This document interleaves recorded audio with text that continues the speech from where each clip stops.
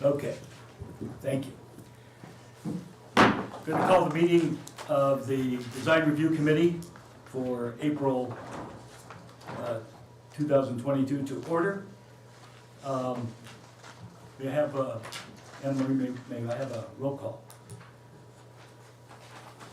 Committee Member Cully. Present. Committee Member Deputy. Here. Committee Member Dryden Hess. Present. Committee Member Jacobson Bates. Present. Chair Kavanaugh. Present. Thank you. Thank you.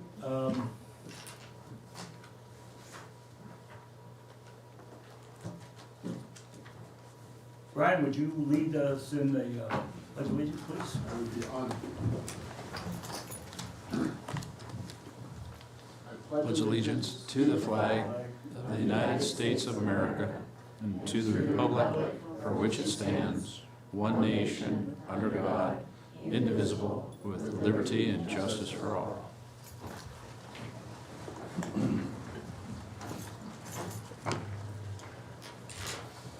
Okay, we have the next item on the agenda under consent calendar is the approval of the order of the agenda as presented. It's a little tricky because some of the materials that were sent out, unfortunately, to some of the members, they didn't have the materials, it weren't collated in there, the set of materials that they received. And realized it, I guess, just now. So I think that some of their preparation has been, let's say, limited, and they may not be in a position to review. I think my sense is we should proceed as best we can, and but understand that if it really comes to a point where members don't feel that they can adequately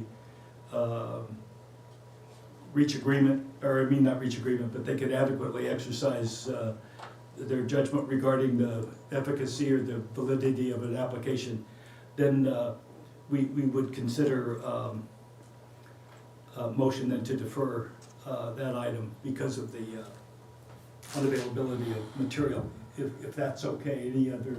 Any comments to that? Totally. Okay. The only thing I would say is item E1, which is Sansom. Since the 4 out of the 5 haven't seen any of it, I'm not sure if we want to begin by deferring or if the applicant is present and wants to make some kind of presentation. I know personally I have not read any of the materials and would not be able to make a decision this evening. So, Chairman Kavanaugh, what I'd like to do is just explain where we are in the process in Okay. regards to this project. We have been working with the Canal Group and the Sampson Group to move this project forward through the planning review.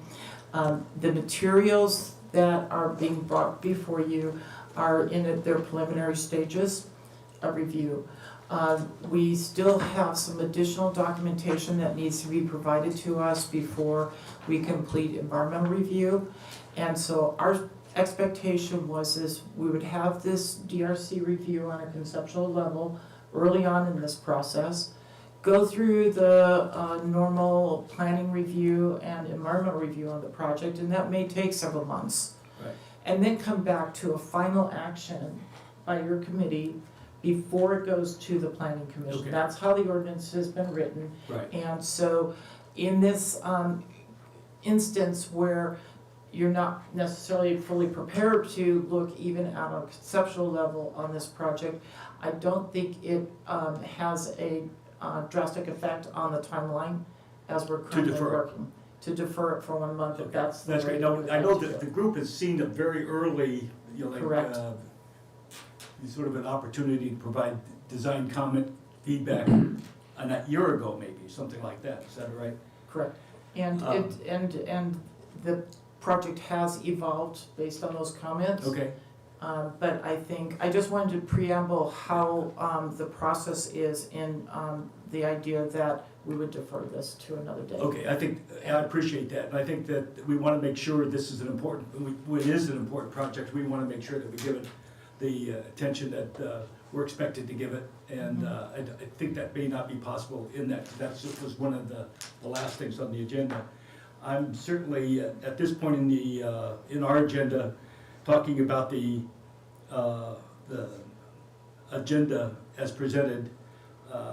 I'm open to a motion that that item be deferred until the next meeting of the committee on Can I make a comment before May you 18th. suggest Yes, that? please. I don't think that there's any harm to see a presentation if we're not asked to make a decision today. So, I mean, Okay. I wouldn't mind seeing it just to have more time to think about it or process it, if they're ready to present something, as long as we are deferring any kind of, maybe, comments or ruling. I wouldn't mind Yeah. hearing from them or see where it is today. Okay. That, I've actually been quite curious about it, so. Would they be willing to come back when we had time to read a report as well for another conceptual? I guess that's my Yeah. concern, is that if they're using this as a conceptual and then coming back for a decision later, Does 'cause that, I would, right. I think we might have questions in it. I'd like to be able to address that before we get to decision making. Good point. Yeah, that would be my only concern. The applicant is available to respond. At this point, I think we could do either way. I think I'd be more comfortable having a continuance so that you have time to review the materials, because it is a big project and there's a lot happening on this site.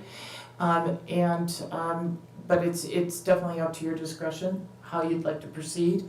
And the applicant is online if he'd like to say anything in regards to this. I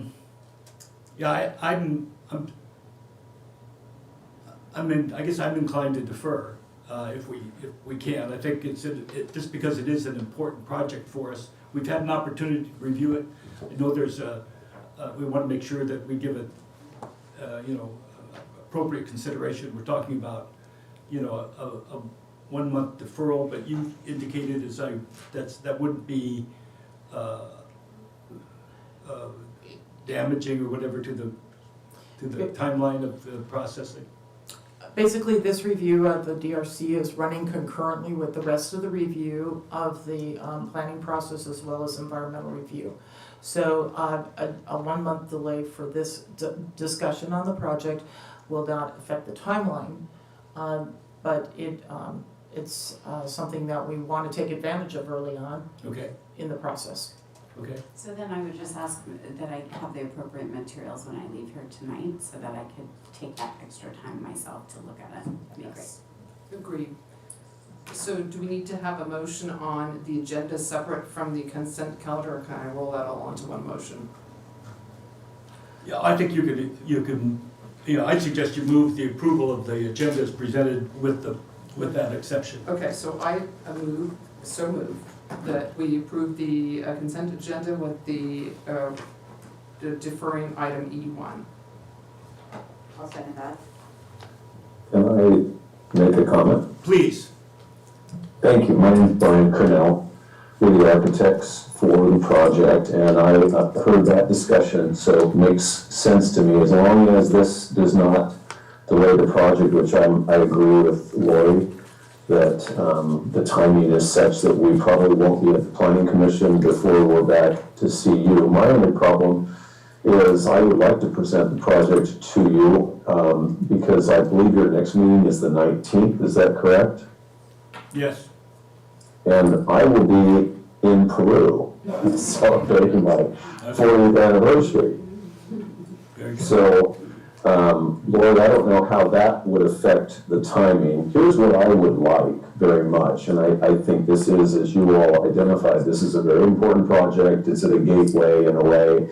We came to you before, and I hesitate to say it's been a year, but it's possible. And you all liked the direction and encouraged us to go in a Spanish colonial revival theme, which we have done.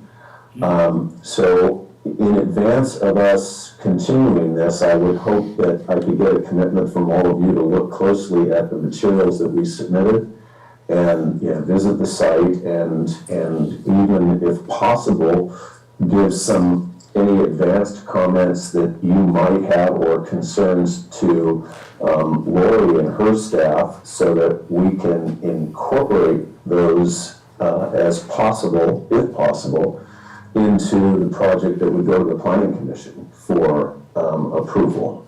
Does that make sense?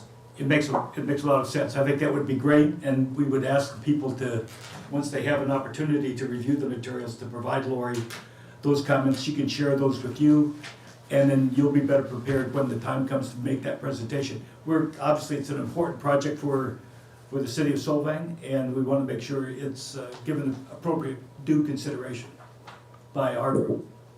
Great, we're all in agreement on that. Okay, great. Thank you for your understanding. Appreciate that. No, thank you. I can go have dinner now. You don't want to see how this vote's going to go? Well, I'll wait for that. It has been moved and seconded to accept the agenda as presented, with the exception of item E1. All in favor, say aye. Aye. Aye. Okay, 5-0. Thank you so much. Thank you.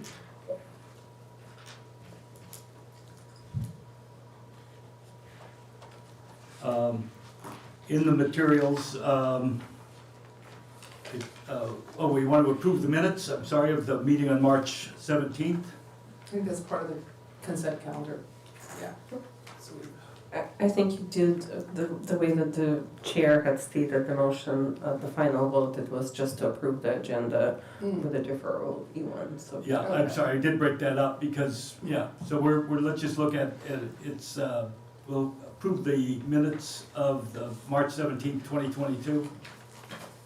I had a question, was Chelsea O'Sullivan here at the last meeting? I didn't believe she was. I don't believe she was. And then that has to be, reflected in the, I mean, she's listed as attending, and I don't think she attended.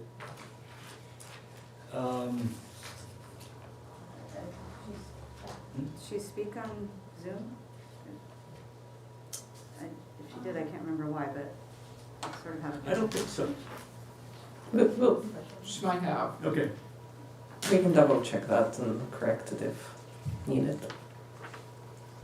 okay. I didn't think she did, but in any event, that's the only comment that I have, but, anybody? Nothing for me. Okay, I move that we approve the minutes of March 17th, 2022. Okay, it's been moved and seconded to approve the minutes of the meeting of March 17th as presented. All in favor, say aye. Aye. Okay, thank you. And there is also provided, which we appreciate very much, the Planning and Building Division's listing of current projects, which are on page 8, 9, 10, and 11, and 12, I guess. And I don't know if you have any, I'm not sure we have any opportunity to question. You see some of the projects we're talking about tonight are on that list.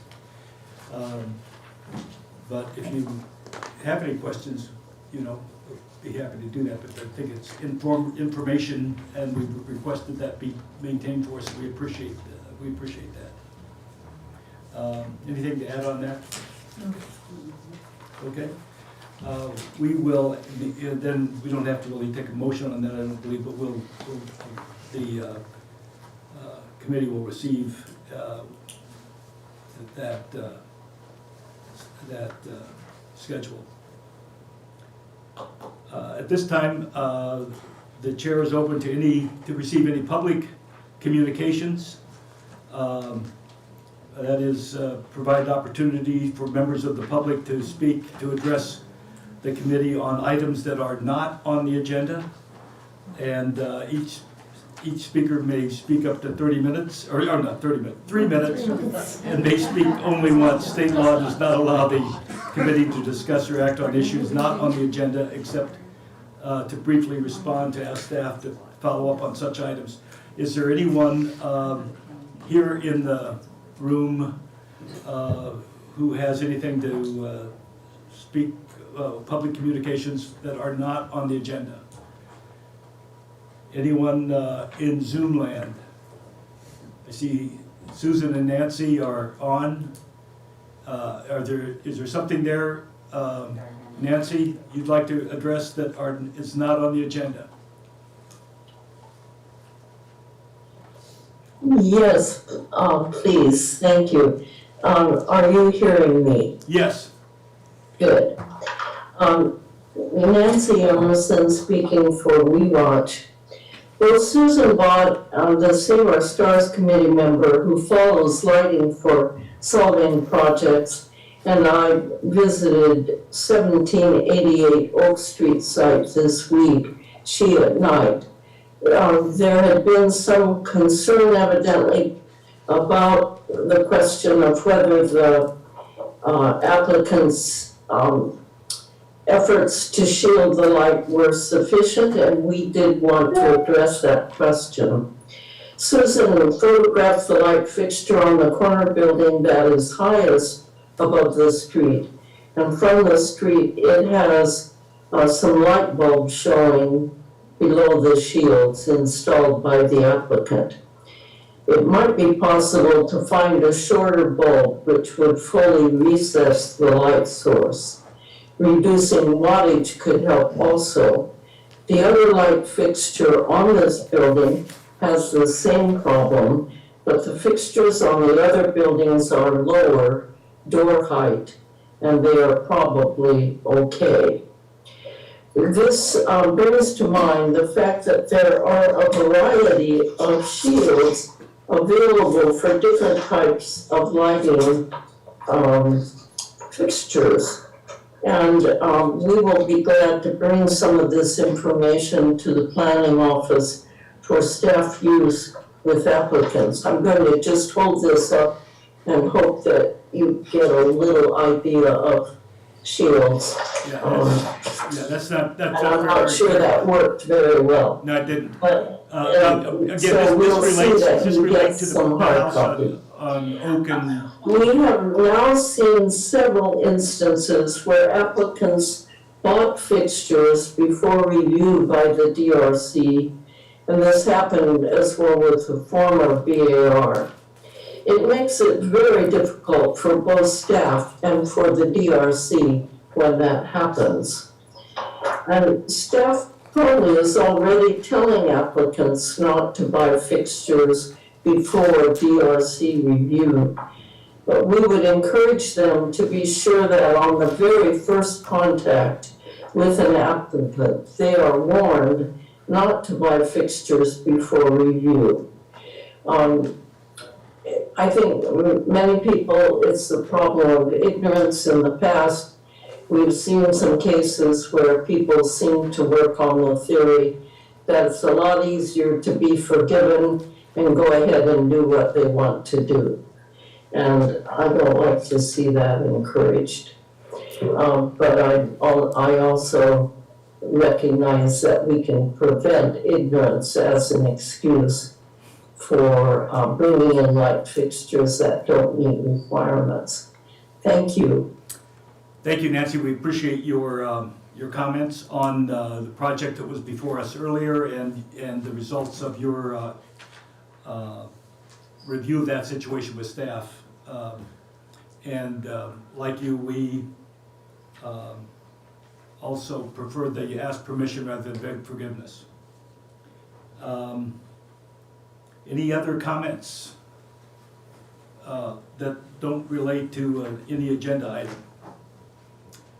Okay, if not, we'll move on then to the next item on the agenda, which is the review of the directory sign at 1623 Park Drive, or Mission Drive. It's in the park, in the Park Place building.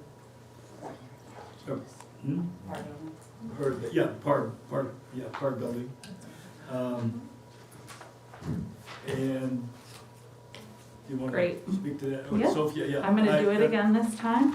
Got some feedback from Lori. So, we're here today to review and hopefully approve the proposed directory sign for 1623 Mission Drive, which is the Park Place building.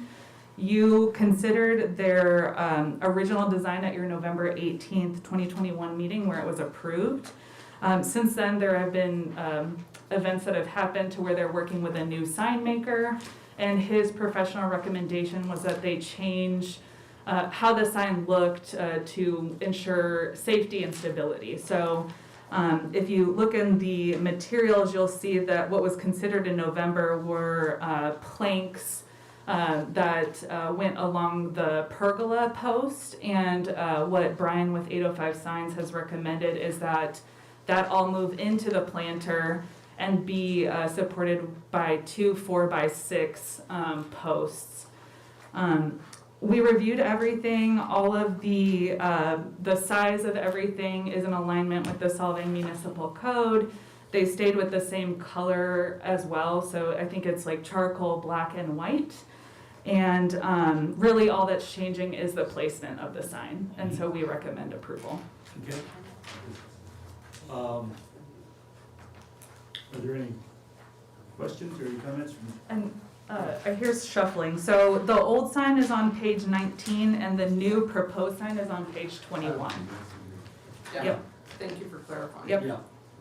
Seems like I remember reading there was something about the additional, the color red, which I think would be fine, but is that, did I read that? I think that was a different. It was a different That was a different. Was it? Yeah. Okay, Yeah.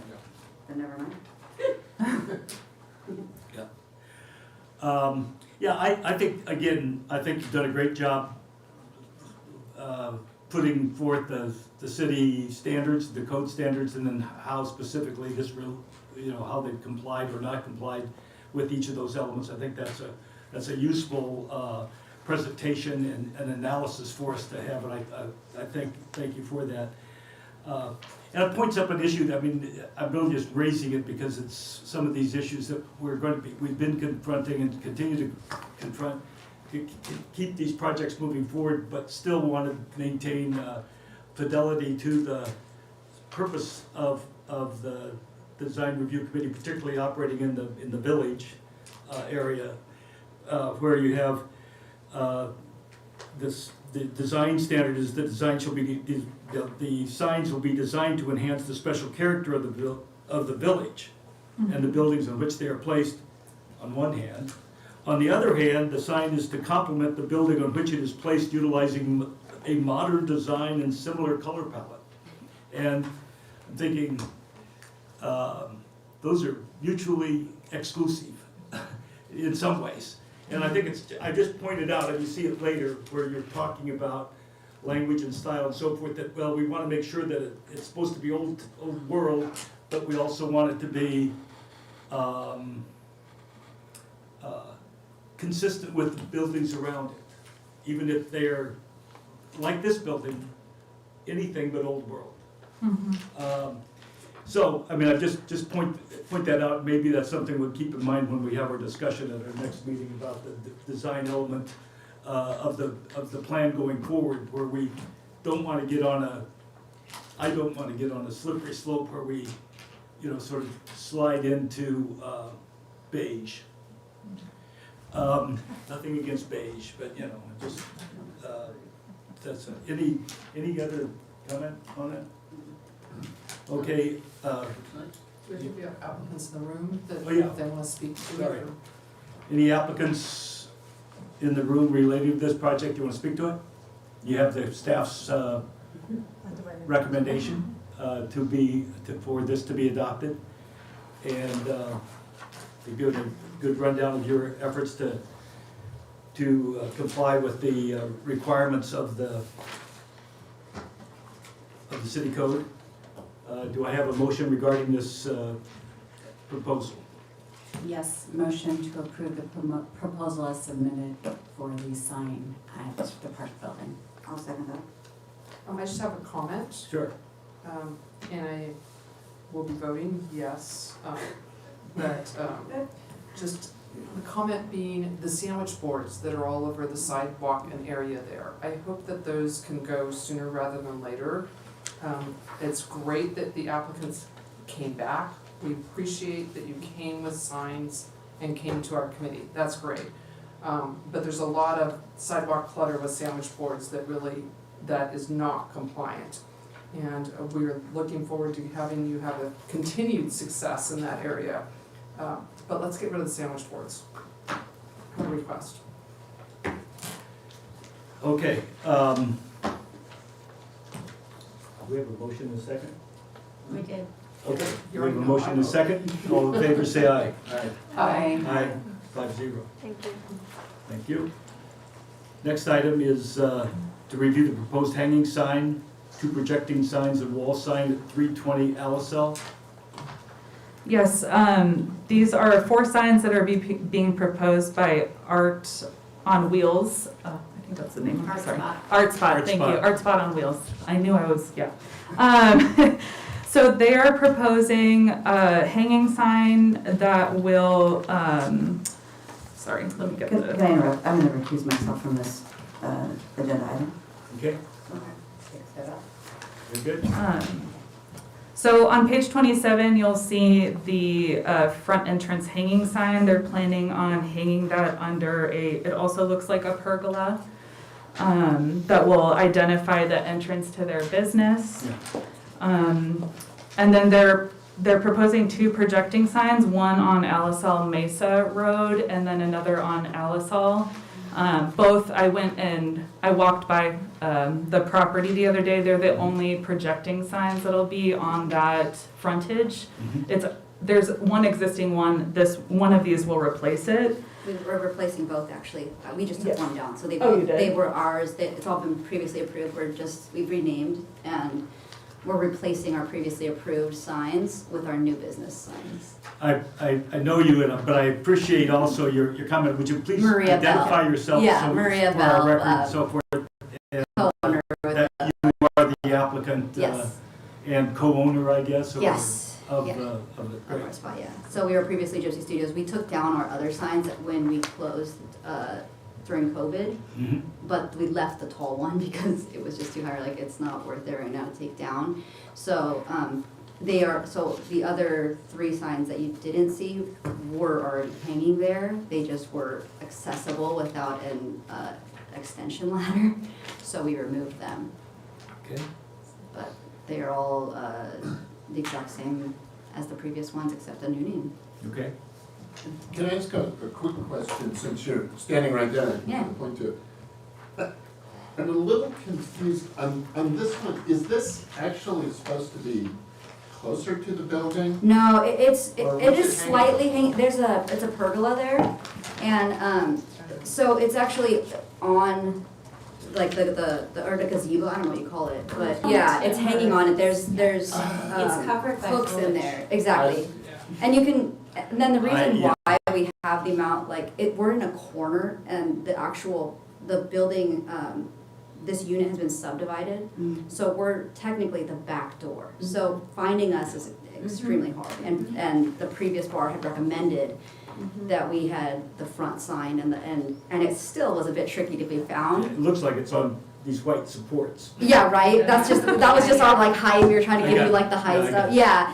But it does, I had a different picture where you can see further back, there's like another cutout, so we're even more tucked in than what's shown here, because there's like the storage for utilities and stuff like that comes out.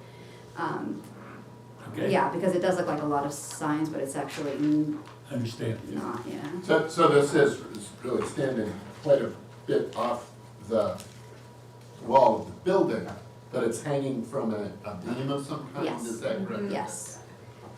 And according to the staff recommendation, then this is all fine as far as, you know. I worked with the applicant on the size of the lettering and the size of the signs to make sure that it met the regulations within the municipal code. Okay, cool, thanks. I have a question about the material, aluminum composite material. How Yes. does that fit within the design guidelines? It's not in the village, so we're literally doing the exact same ones that we did before with the same company and same design. Like, the only thing, again, that's changing is the name of the, is the design logo of it, but not the actual composite or the way that the signs are Okay. made or anything, because we're outside of the village area. That doesn't fall within the same requirements. And I'm familiar with the old signs, so that's why I was kind of curious. It was- Yeah, and they were the same, yeah, they were that metal. Okay. Yeah. Can I do want to clarify that it is technically within the TRC, the tourist-related commercial, but it's the second to last parcel on LSL. Okay, good for the record. Plus it's down the street. Yeah. Yeah, I was going off of what I was told before, sorry. Okay. Are there any more questions of the applicant? Are there any other comments in the audience, either here or online, regarding this application? Okay. Thank you. I'm ready to receive a motion regarding this application. I'll move that we accept the application as it is. A second? Okay, moved and seconded to approve the application as presented. All in favor say aye, please. Aye. Aye. 4-0. One recused. Yeah, one abstain. Okay. Next item we're considering is the proposed projecting sign, wall sign at 446 Alicel Road, suite number 9, that's the Sano Picado.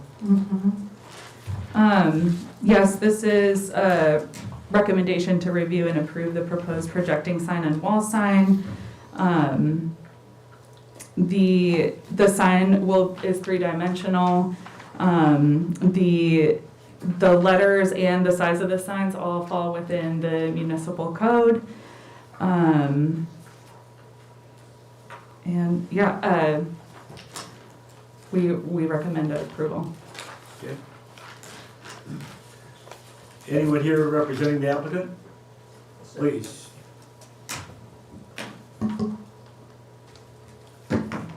State your name and any comments you'd like to. Good evening. Regarding your application. My name is Miguel Lamone. I'm the applicant and the sole owner of the smoothie and juice bar that's hopefully coming into Solvang soon. Yeah, if there's any questions that I can answer, be more than happy to. Okay. Just a couple. Oh, so sorry. So your name, Sano Picado, is Yes, it sir. 2 words or is it 1 word? It's 2. It's healthy sin in Spanish. Oh, okay. So then, on this one, it doesn't look like 2 words. Right. So Sano Picado is kind of like a quick combination of words. You know, it's just like healthy sin, and it's projected that way. It seemed a little hard to read as a big long word, but Yeah. but that's just mine. Right. You spent a lot of time looking at it, see that? And then I wondered, because you've got this kind of cool little leaf sort of looking logo on the hanging sign. Yes, so- Is that part of your brand ID or? Yeah, so my whole idea with this business is, you know, healthy sin obviously is fresh, everything made on the spot. So that leaf is just representing freshness. Oh. Yeah. But it didn't find its way onto the, even though you have. Not on that. It looked nice on that, Thank you, the, appreciate yeah, actually, we recommend that. 2 words. But that's your thing, so, okay. Great. Thank you. Any other comments? Okay. I have a motion to accept the sign as it is presented. I second that. Okay, it's been moved and seconded that the application be approved as presented and recommended by staff. All in favor say aye. Aye. Aye. Aye. 5-0. Thank you. Thank you, appreciate it. Next item is to review and approve the proposed design, color, and materials for the permeable pavers at the Solvang Park. So I will quickly introduce the item. This item is in front of you because there was an approved project at the Solvang Park this year to fund some improvements. We have actually done. It's closed right now because we've done residing of the grass, so that's about to be opened shortly here.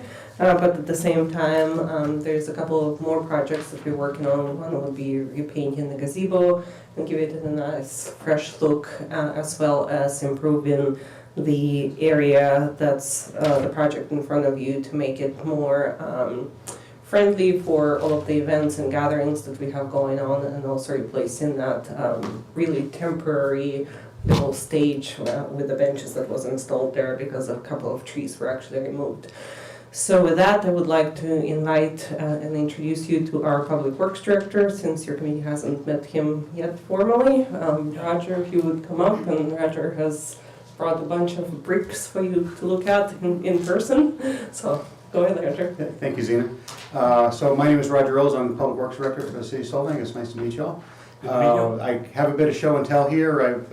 We put together our report. We're looking at, Zena, do you have the photos? Thanks. No? Yeah.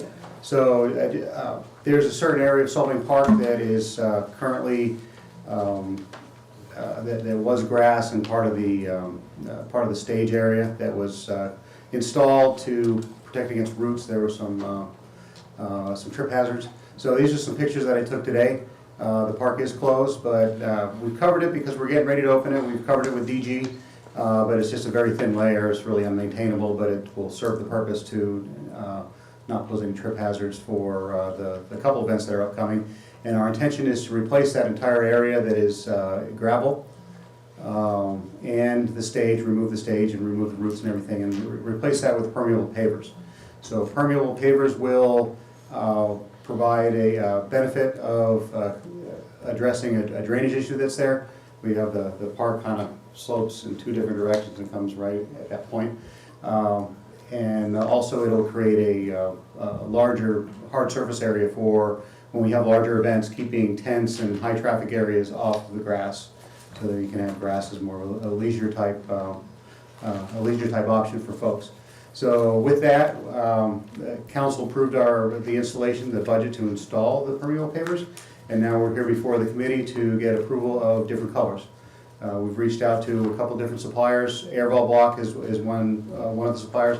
There's another supplier that I got a sample of today, which is more of a standard brick, which I have found would be readily available as well. We're trying to make sure hit, because we have a lot of special events coming up.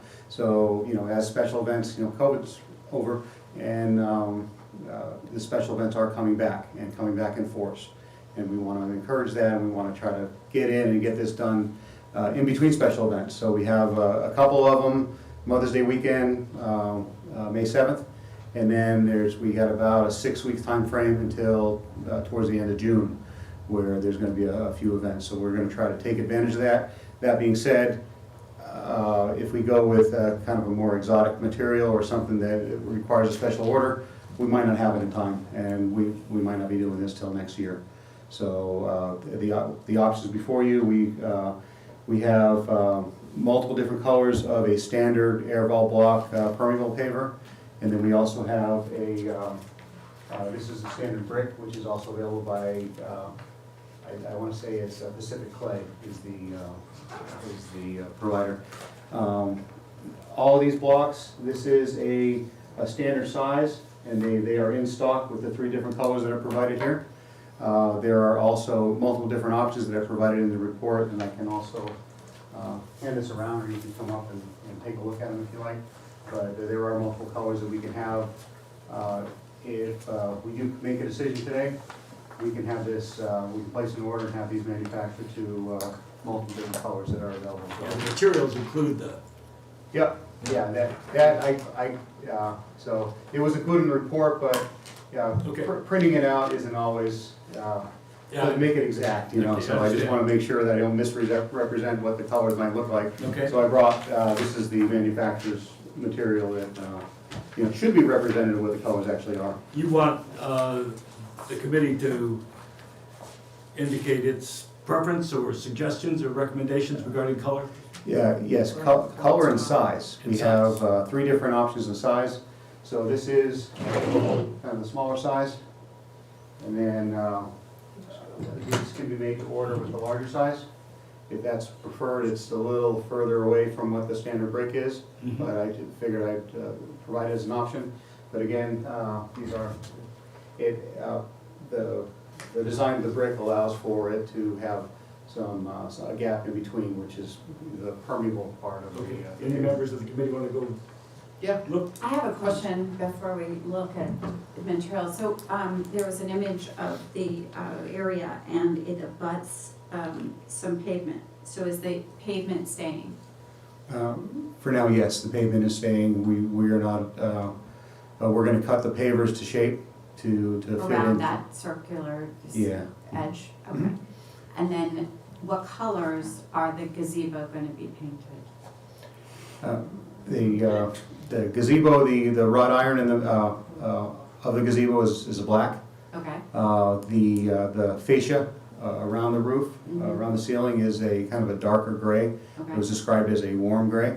And then the ceiling is a very light gray. Okay. And we are looking at a couple of different options moving forward as well, perhaps next fiscal year to do some lighting and some re-roofing of it. But we keep that similar style and everything else, but provide some lighting options as well in the gazebo.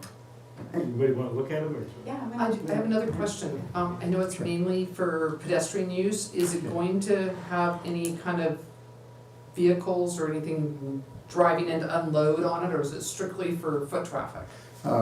This design will be able to accommodate vehicles.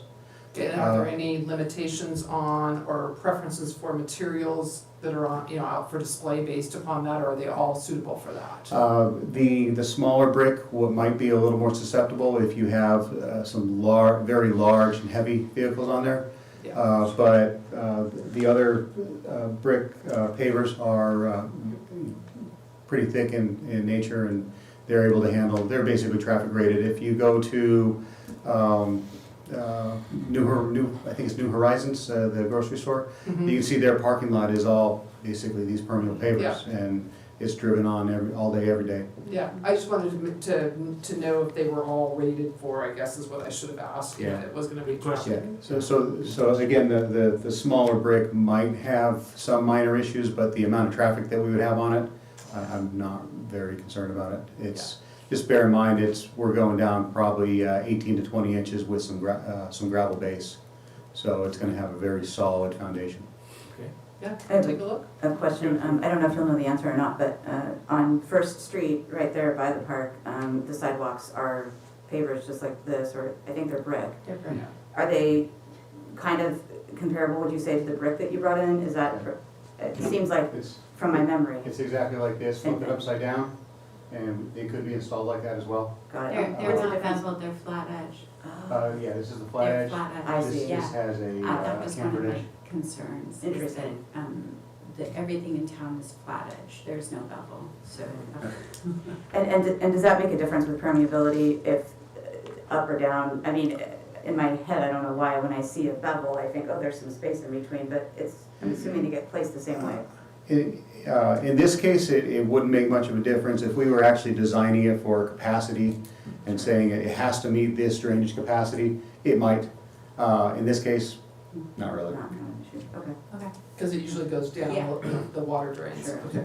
Okay, and one other thing further to Joe's question was, there's also planters and things in the park that are also brick, like traditional brick. That's correct, and we have removed the hedges that were in those planters over by First Street, and we're getting ready to put some flowers in there as well. Great.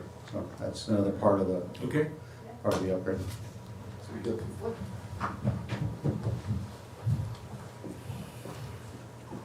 So this is the sandstone, Yeah. the sandstone blend.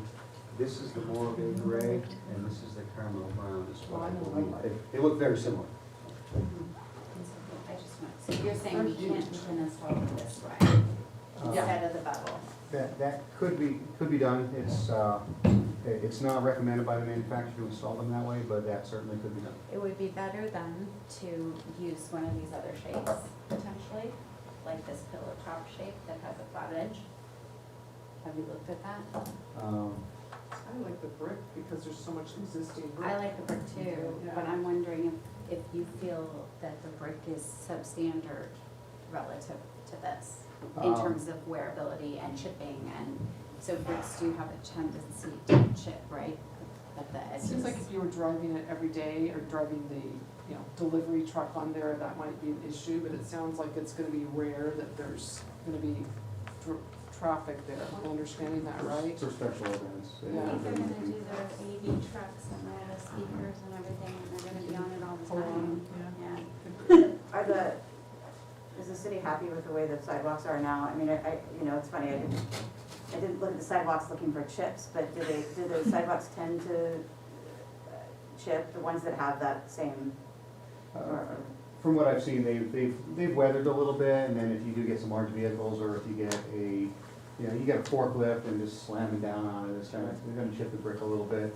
But they are relatively durable, and it's just as, the structural integrity of a brick is similar to the poured concrete that you get on a concrete sidewalk. It's just, it's in pieces, so it probably is a little more susceptible. It's easy to repair.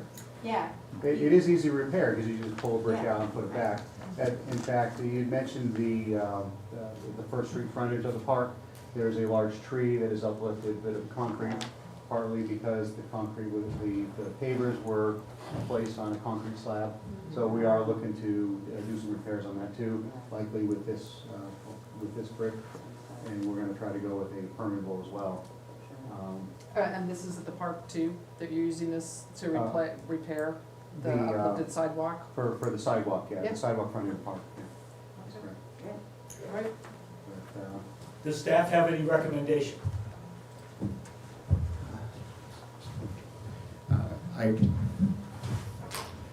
I do not have a recommendation at this time for, it's, leaving it up to you guys as the design professionals. I will make whatever you choose work.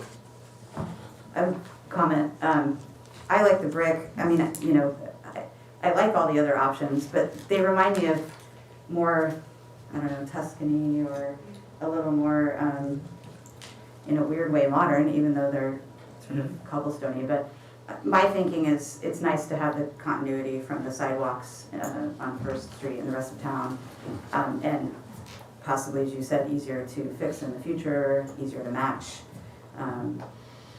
I could be dissuaded, but I think that's my preference. I'm gonna say the same thing.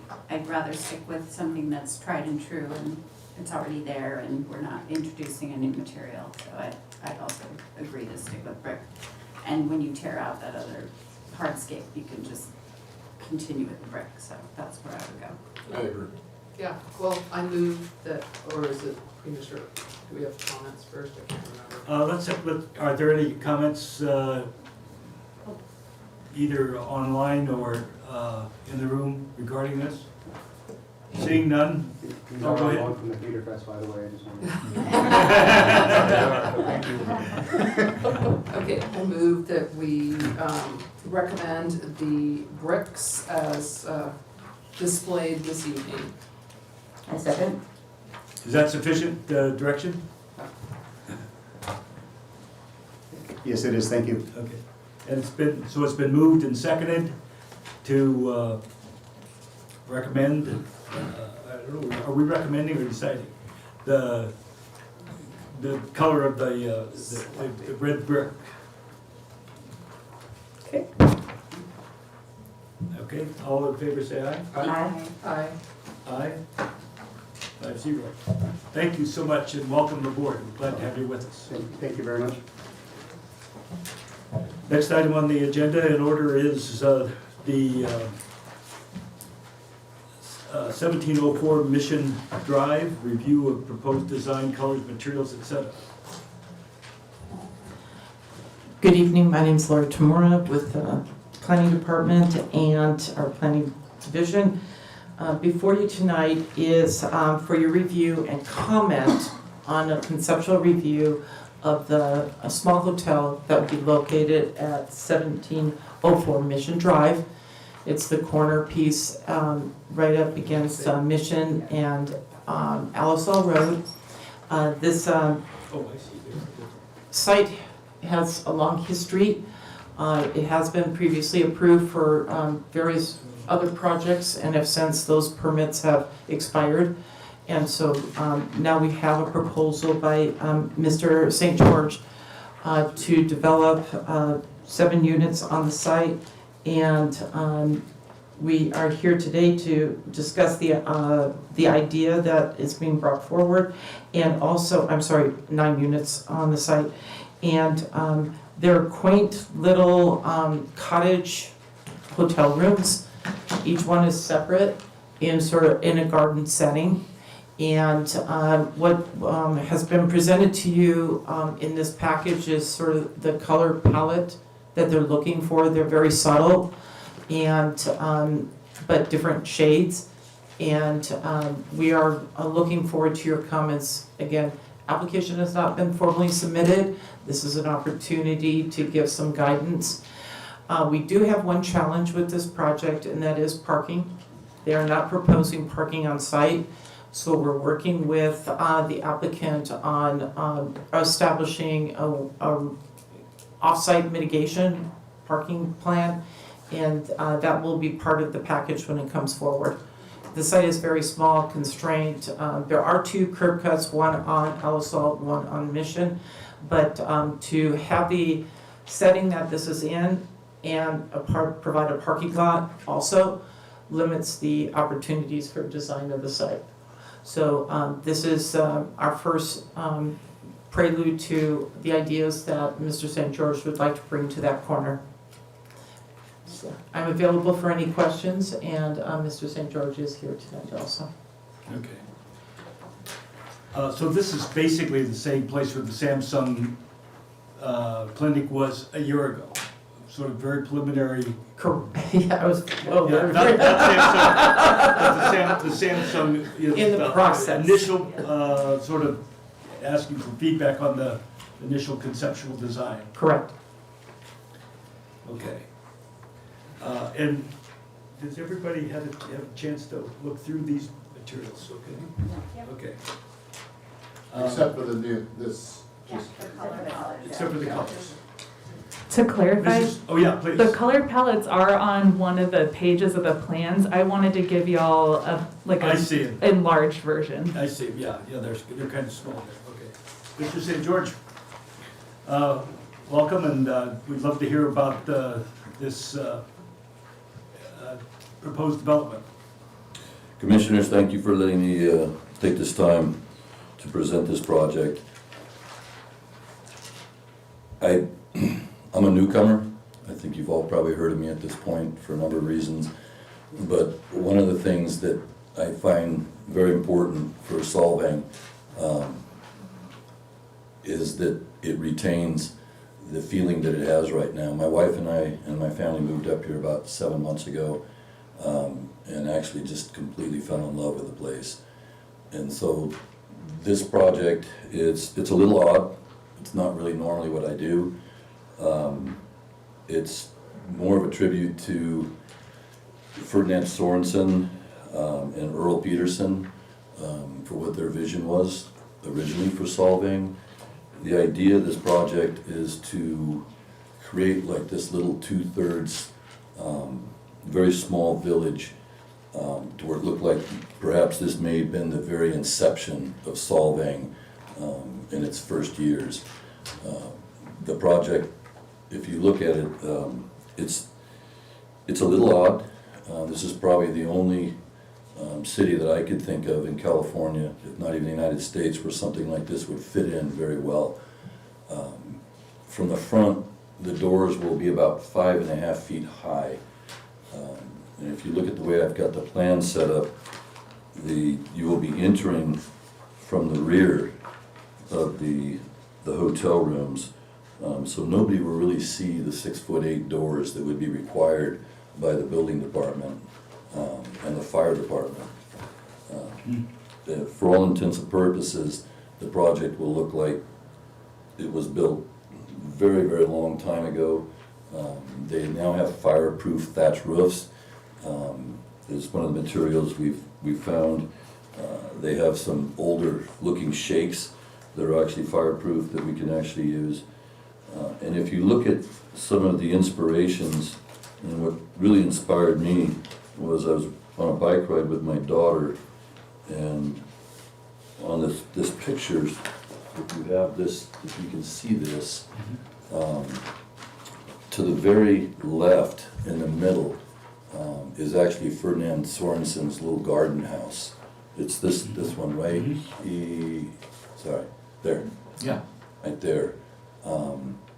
That is really, and it's just right over behind the AMR building, down by the original windmill that was built in Solvang at his house. And so that's what kind of gave me the inspiration and the idea to actually come up with this little village. It has a little windmill, pretty much about the size of the windmill, his original windmill that he had built. It has a little chapel, which would have been very in keeping with a small village. One of the suggestions, if you look at page, excuse me a second, I should have those memorized. Do we have any of those images to put up on screen? Or the pages Well, they're, for the public? yeah, good point. Yeah. I can scroll down to this one.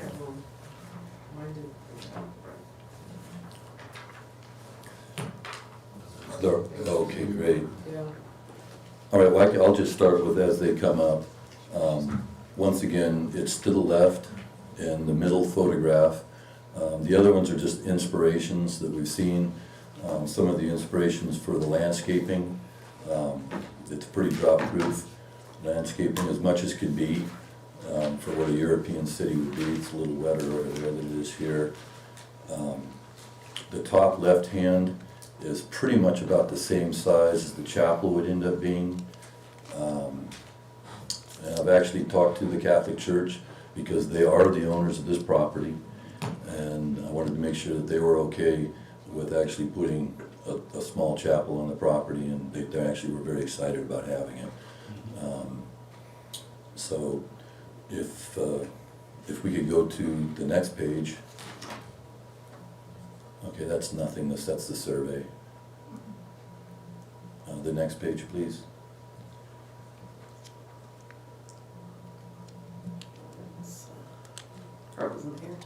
Okay, if you can kind of come back down a little bit.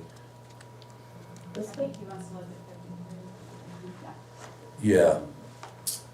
This actually has the chapel on the corner, where I don't have a problem, and this is what I'm looking for suggestions.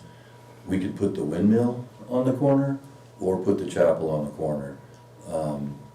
I don't know what would be normal. Like I said, there's really nothing normal about this, but you can see the sidewalk that does go around in the back. There won't be any, unless you're on the property itself, you wouldn't be able to see the actual fire doors, the exiting. Each little cottage has its own little baby backyard that will be shielded from the street. What's important about this to me is that I want it to look scaled. As I said, this is about 2/3 scale. It's a little difficult. I've never built anything like that. There is a little dry riverbed running through there. As you'll see, I'm not sure if the Chumash, I didn't take the chance. I wasn't gonna take the time to go over there because I didn't really know the reception we'll get here. But the little pond in the corner, you may notice is kind of the shape of a tortoise, and that seems to be the Chumash. That's what they've kind of taken on as their little animal. So if we could go to in the windmill, actually, where it says building 1 is actually a hotel room in itself. These are all about 280 to about 320 square feet So they are small, they're not big, but the idea is not to be spending a week here. This is more of a, kind of like a little dream, if like my daughter said when we first designed it, she goes, oh, this is where you'll have your fairy tale wedding. And so that's kind of what the idea is, to just, it's different. There's the windmill. Once again, that's based off of what Fernand Sorensen has already built here in town. It's about the same size as what he's built. And as you can see the floor plan. Oh, well, you could have. This is kind of a typical floor plan. These drawings, which you're seeing, it's really difficult. I didn't want to spend a whole lot of time having hand drawings on this. I just wanted to give like an overall, but they were, you know, they were done with CAD. I'm not a big fan of CAD, other than saving time, but they would be a lot more aged in look than these. We could have the next, please. That, once again, just kind of like the little floor layout. You see, they're not big at all, but that's not the idea. It's almost, I think it'd almost be kind of cuter to keep it small. Once again, there's the church. Those are the materials. The slate roof obviously is waterproof, or not waterproof, but fireproof. But the two materials at the lower right side, the shake look and then the thatch look, is something that I was really quite pleased to find. I didn't find it, my team found it. I don't have that kind of patience, honestly. But the thatch roof really looks amazing. They sent us a bunch of other pictures. I didn't want to bore you with more than just the one. The Welcome to Solvang sign was an idea that somebody from planning had. I think it was Lori, actually. It's, I think that's the perfect place to put it, other than I really like Jim's gas station. I really do. Let's keep it local. But I think the Welcome to Solvang sign there on a real stone wall, I think would be a real addition to the community as well. And those are the colors that we're looking for, and that's kind of what we're looking more or less, is like the materials, what the feedback is, if this is something that the board would embrace. I mean, and as Lori said, I'm really cognizant of windshields as we pull into town. We redesigned another project over on the lumberyard, so you will not see a car from any angle. As you're coming into Solvang, I'm very, it's huge for me. So that's why I don't want to put parking on here. I don't have a problem buying parking. I'm also leasing the bank building next door, but I don't own it. So I can't really take the parking and move it right next door. That's most likely where these people will be parking. Will be in that lot. We'll have a specified spaces for them. We're not just going to let them go out and find something in the public lot. But I'm leasing both of these properties. I'd love to have bought them both, but it just wasn't an option. So I have a couple comments. I worked at Disney for 10 years, and what this I heard about you. Yeah, and what this evokes to me is that concept, when you get it right, you know, and the details are there, it works, right? That's the hallmark of the Walt Disney Company, is making you believe that it's real. If you're serious about it, then those materials have to be true and real when they're built, right? So I'm just curious, how committed are you to making the material investment to, you know, create that fairy tale, because it doesn't come inexpensively. Committed? I doubt if this project will ever make money. It's a 9-unit hotel. Right. It's. I think that's where I'm headed. Yes, I wouldn't have started this unless I was committed. The last thing I wanted on that piece of property was to pull into Solvang and see some commercial building there. The idea of keeping this small, the reason when I saw that, and I put in my mind that parcel, before I even had the lease on it, was I want to be able, when you pull up to Alisal and Mission, I want you to be able to look down Alisal. And that's why we pulled everything back. So to answer your question, we're very committed. As I told you on the CAD drawings, don't look anything like what we want to build. The Sorensen project, I don't know if you've seen it or not, his little garden house, it's super cute. This is going to be difficult to build. I honestly, we'll be able to frame it, but I don't know where we're going to find the people to build it. I mean, I really don't. A lot of these old timers aren't around anymore. I may have to bring in people from Europe, I don't even know. But I don't know anybody personally at this point that can do a lot of these European type details. But I'll find them. I'm very, you guys will figure this out, I'm pretty determined when I want something. Personally, I think all the fundamentals are there. If you stick to this direction, it looks great. And I think you have been thoughtful about it. I just would hate to see the reality of coming back and things have been stripped away, or, you know, you can't actually accomplish it. That would be, in my mind, a shame. So I would say keep going for the thatched roof and the details and the stone facades, and do not pull, you know, little stucco boxes are not going to be great at the end of the day. They need all that level of material detail to make it special. I can say this, at this point in my career, I live in this town. There's no reason for me to be building this little thing, other than the fact that I plan on staying in this little town. So what's your why? What's my what? What's your why to build it, for building it? Really, what's your, like, what do you really want out of it? What's my why? Your why. Why are you really driven to do this? My why is, at this point right now, I'm at a point in my career, okay, where I can actually do projects that are fun. I have the means, the financial means, to do projects that are fun, but moreover, something to actually contribute to the community. Okay, my son goes to the high school. It's been wonderful for him. My daughter goes to Little Academy across the street. It's been a life changer for her. We haven't locked our door in 6 months, where we live right now. And that's how I grew up in Santa Barbara. This place for me is home. And if I wouldn't have, I mean, I practically got on my knees to lease this property. And it was the same thing with the bank building next door.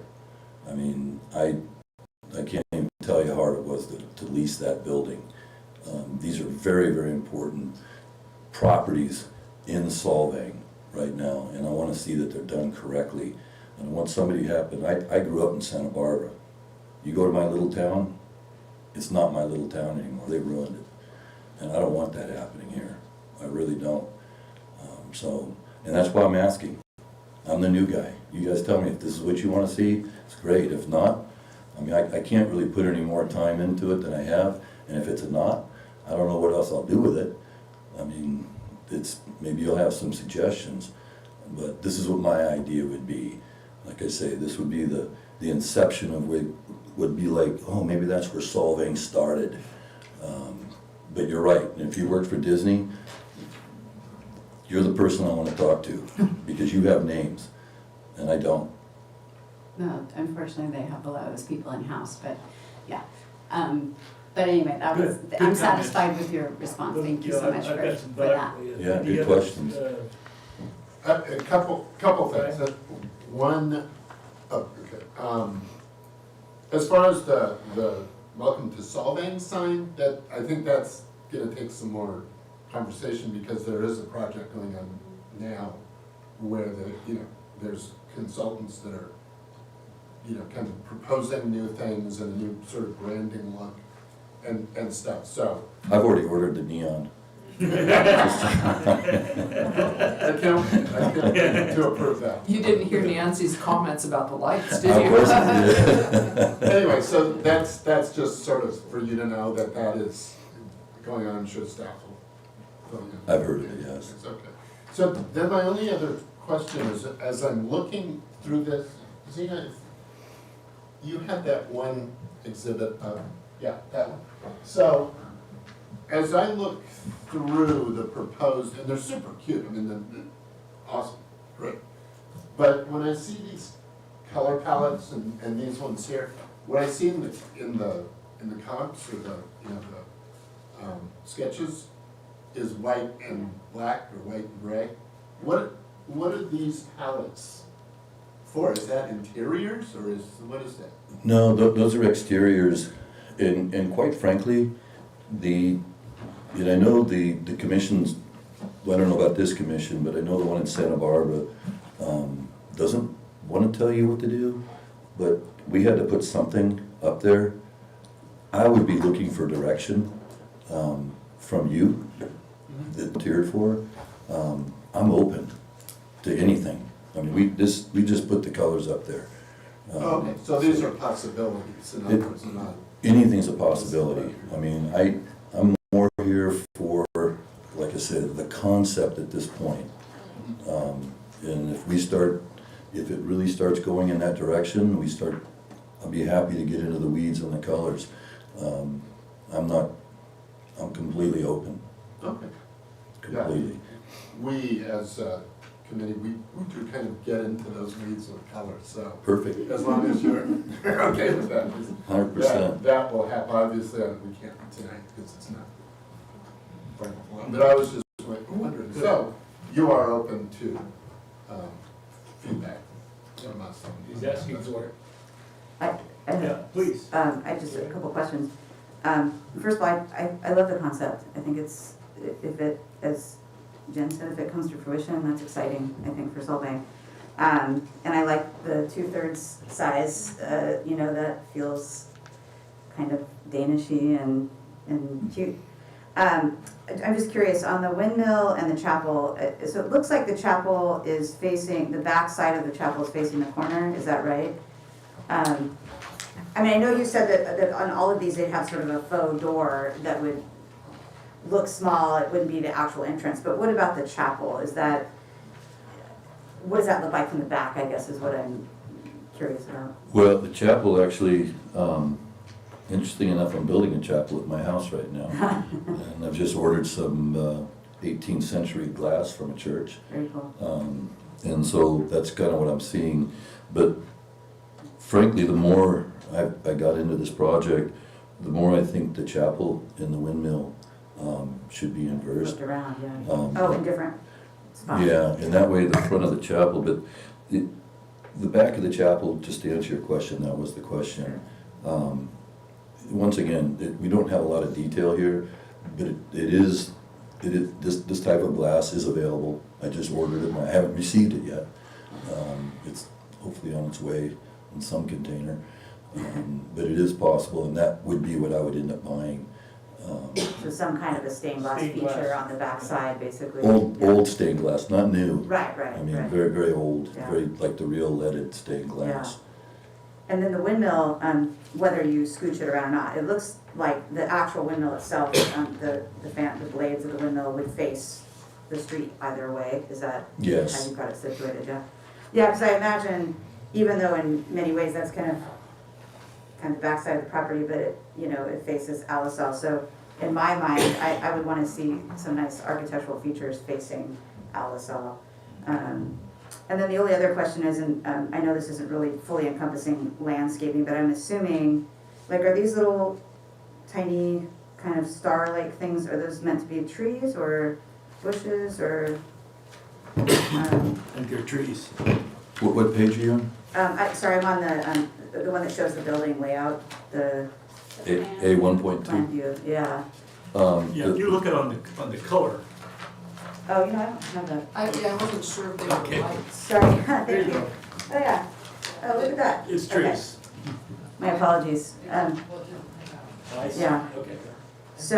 Okay. So that answers my question. Those are trees. I was trying to get a better understanding of the landscaping, plan, because. Those are trees? Yeah, we don't have Oh. this one. Yeah. Yeah, it didn't, yeah.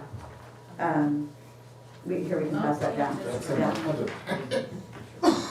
Yeah, but it didn't print out the other. Oh, is it not? Yeah, okay, so that answered my question. Okay. Yeah, I mean, I'm always a fan of, I mean, obviously drought tolerant landscaping, but, you know, I think something like this would really benefit from some things that went along with the theme, maybe even some type of topiaries or something like that. I don't mean go overboard with the Disney theme, because that can get overdone too, but some nice landscaping I think would go a long way.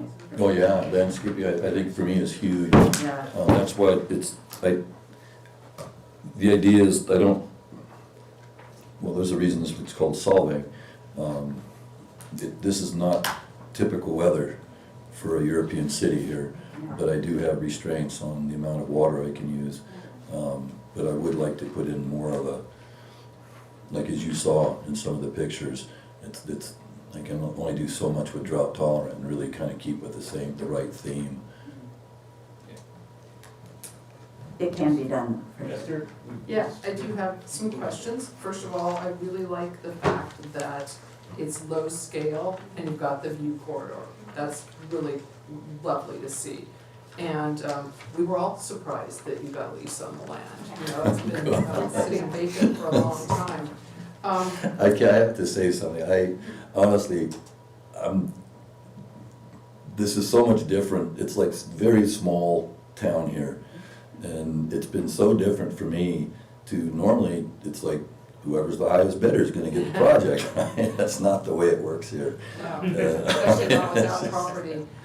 So I have a few comments, but I think my overarching concern really is at the purview of this committee, but because we're looking at a design that doesn't incorporate any parking, any access for delivery vehicles and emergency vehicles and stuff. So I have a feeling that you have the possibility that this is gonna have to require some rethought along the process. But since that's not what we do here, we give you design on what you have here in front of us as a preliminary. Some of my questions are, do you envision the cottages as being kind of similar cottages and you're proposing several different styles, or are these elevations that you provided that there would be a variety of styles within the cottages on site? Well, both, to answer your question. They would look similar in age, is the idea, but it wouldn't be, like, I don't want to have all the roofs thatched. I think that wouldn't be normal. And so the idea is to have them very similar, but also little nuances that would be different. Good, I like that. So that's why I just wasn't quite clear. So there's not gonna be cookie cutter, they're gonna have different details that vary from one to the next. And I think I would advocate for that, so that's what brought up my question. So if you look at drawing, there's 3 building B types, there's 2 building C types, there's 2 building E types, 1D, 1A, and then the chapel. So that's what he's suggesting. And Okay, yeah. sorry, that I wasn't quite clear on that, so thank you for pointing that out. But just to let you know, from a builder's state, Yeah, nothing will look the same as, I mean, you just. they'll all be tweaked somewhat. Yeah, Right, well, exactly. color, architectural details, Orientation. finishes. Twist orientation, exactly, Yeah, thank well, you. as you mentioned, Yeah. all of that, yes. I like I think that incorporating the stone that's got the river stone is an interesting nod to both where we live and the old world book. And I encourage you to have the variety while making it all meshed together. The windmill was really interesting. I was kind of trying to get an idea of the scale. So Ferd's, the windmill Ferd built is approximately the same scale as this. Yes, That's helpful to know. Yeah, that was an apartment at one time too. That's what he had it for. yeah, It's kind of a small apartment. And I'm kind of wishy-washy as to whether it seems as though the placement of the windmill is better at the corner or where you have it. I think that goes to the scale of the surrounding buildings. And again, what's nice about this project is it's low scale and by comparison with the, Svensgaard's Lodge, well, all three corners across the street have tall buildings, so it's nice to keep it open. Let's see. I would comment on that, just Sure. not to interrupt, Yeah. but, one of my favorite views of Solvang is to be kind of up the hill on LSL looking down all the way to the riverbed. And I kind of like the idea of a windmill, kind of facing that way, because the windmill on LSL does, I guess it also faces that way, doesn't it? So, so maybe different. That's just something, I don't know, that's a view that I'd want to take a better look at, I think. Well, and I think that was my thought as you were mentioning potentially moving the windmill, is in a way you would have the windmill on Alisel and then a proposed windmill where if you had it on the corner there, would be kind of a miniature version of that, almost in the same orientation in a lot of ways. And I'm not sure that would be as good as where it is in the current plans. Again, thinking about exactly that, going up Alisel and looking down. Also, what would it look like on a Solvang puzzle? Got important factors here. And Hadn't thought of that. I'm not sure about the welcome to Solvang placement on the wall, given that it's in Solvang, but it should at least say Velkommen to Solvang then, so. That would be my one comment. Good. Let me do it, and then I think, if there are any other comments, we appreciate very much, though, your efforts to put this together. It's an intriguing concept. I echo a lot of the comments that have already been given. I think the scale that you've described is good. I think it's important and this is the job that we're left with and charged with by the city council, and that is to keep it authentic, to really reflect not just Danish, but traditional Danish, the historical Danish. And actually, some of the designs of the houses seem almost more modern in some ways. There's things we talk about as a broader palette of colors that you see in the authentic Danish, with not just white, please, but a variation of those kinds of colors that you'll see in Denmark. I think, I'm also put myself in the Windmill at the Corner group, but I think that this is an intriguing project and one we're interested. These are the comments that you see. You look at our design standards and so forth. I mean, even to what you see a lot of, obviously, is half timbering. I'm not sure if that's part of your palette or not, but that's something that drawing on some of the things that you saw in your bike ride, those are great things to draw. So I'm interested in how this proceeds.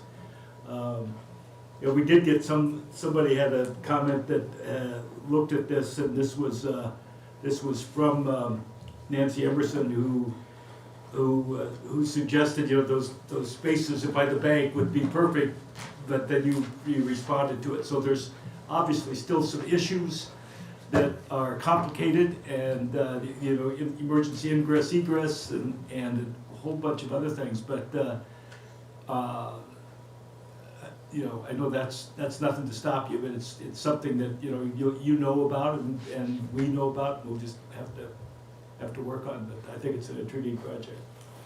I think there's also, there's staff has already pointed out that the lights aren't dark sky compliant, and we do have our eagle eyes on that in the form of our We Watch advocates, and I think that I'm not going to speak to that because I believe that they're planning on doing that.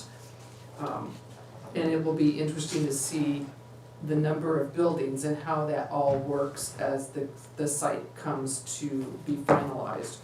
And the small doors is kind of an interesting concept. It reminds me of going to a family's house in Denmark, and I have to duck through all the doors because it was built, for shorter people, so you will have that. Yeah, no, that's great. And just to let you know, I worked a lot with Steve Handelman. He does a great job. He does wonderful work. Yeah. We've talked about this project already. these aren't lights that we're just gonna buy off the shelf somewhere. In fact, most of the product, as I was telling you before, I can frame this, my crew can, no problem. We can do a lot of the work, but a lot of it will probably be sourced out, a lot of it off the internet. It's not gonna be an easy project, but I'm hoping it's gonna be a fun project. And there I really are do. some people here who are, that work in the area that actually were trained in Denmark, so, Yeah. you know, might need some of those carpenters. Yeah, Yeah, Advisors. yeah, there you go. That's great. Any more to add at this point? Anybody else? And just the comment that Steve Handelman is very versed at dark sky compliant fixtures as well, so. and just one other thing, Commissioner Cavanaugh, you Sure. pointed out, one of the other issues that I would, on this particular piece of property and now living up here for as long as I have, or for as short as I have, excuse me, that's a very impacted intersection. And to have any kind of driveway in or out, I don't see at any given point, unless it's very late at night, where you would be able to even have emergency access vehicles get in there, given the amount of traffic that's always around that corner. So most likely, and I know this is not your purview, but most likely this would be something that the fire department would have to look at through different areas. So. Yeah, absolutely, and that's why I mentioned that, you know, we understand there are limitations to what you can do, and not the least of which is, you know, parking and then that emergency access, not to mention it's a former gas station site, so that may have its own mitigation So we're challenges. gonna put a miniature gas station on the property. With leaking tanks. Yeah, just little ones. Well, yeah, that was a gas station from the, I don't know, I think it was the 30s, maybe even the 20s, so, you know. Well, I'm glad it's not anymore. Yeah, I really yeah, am. we all are, So- yeah. Anything else? Thank you so much for your time and the opportunity to give you these comments early on. I'll ask the public if there are any comments that they have on this matter before we move on to the next item.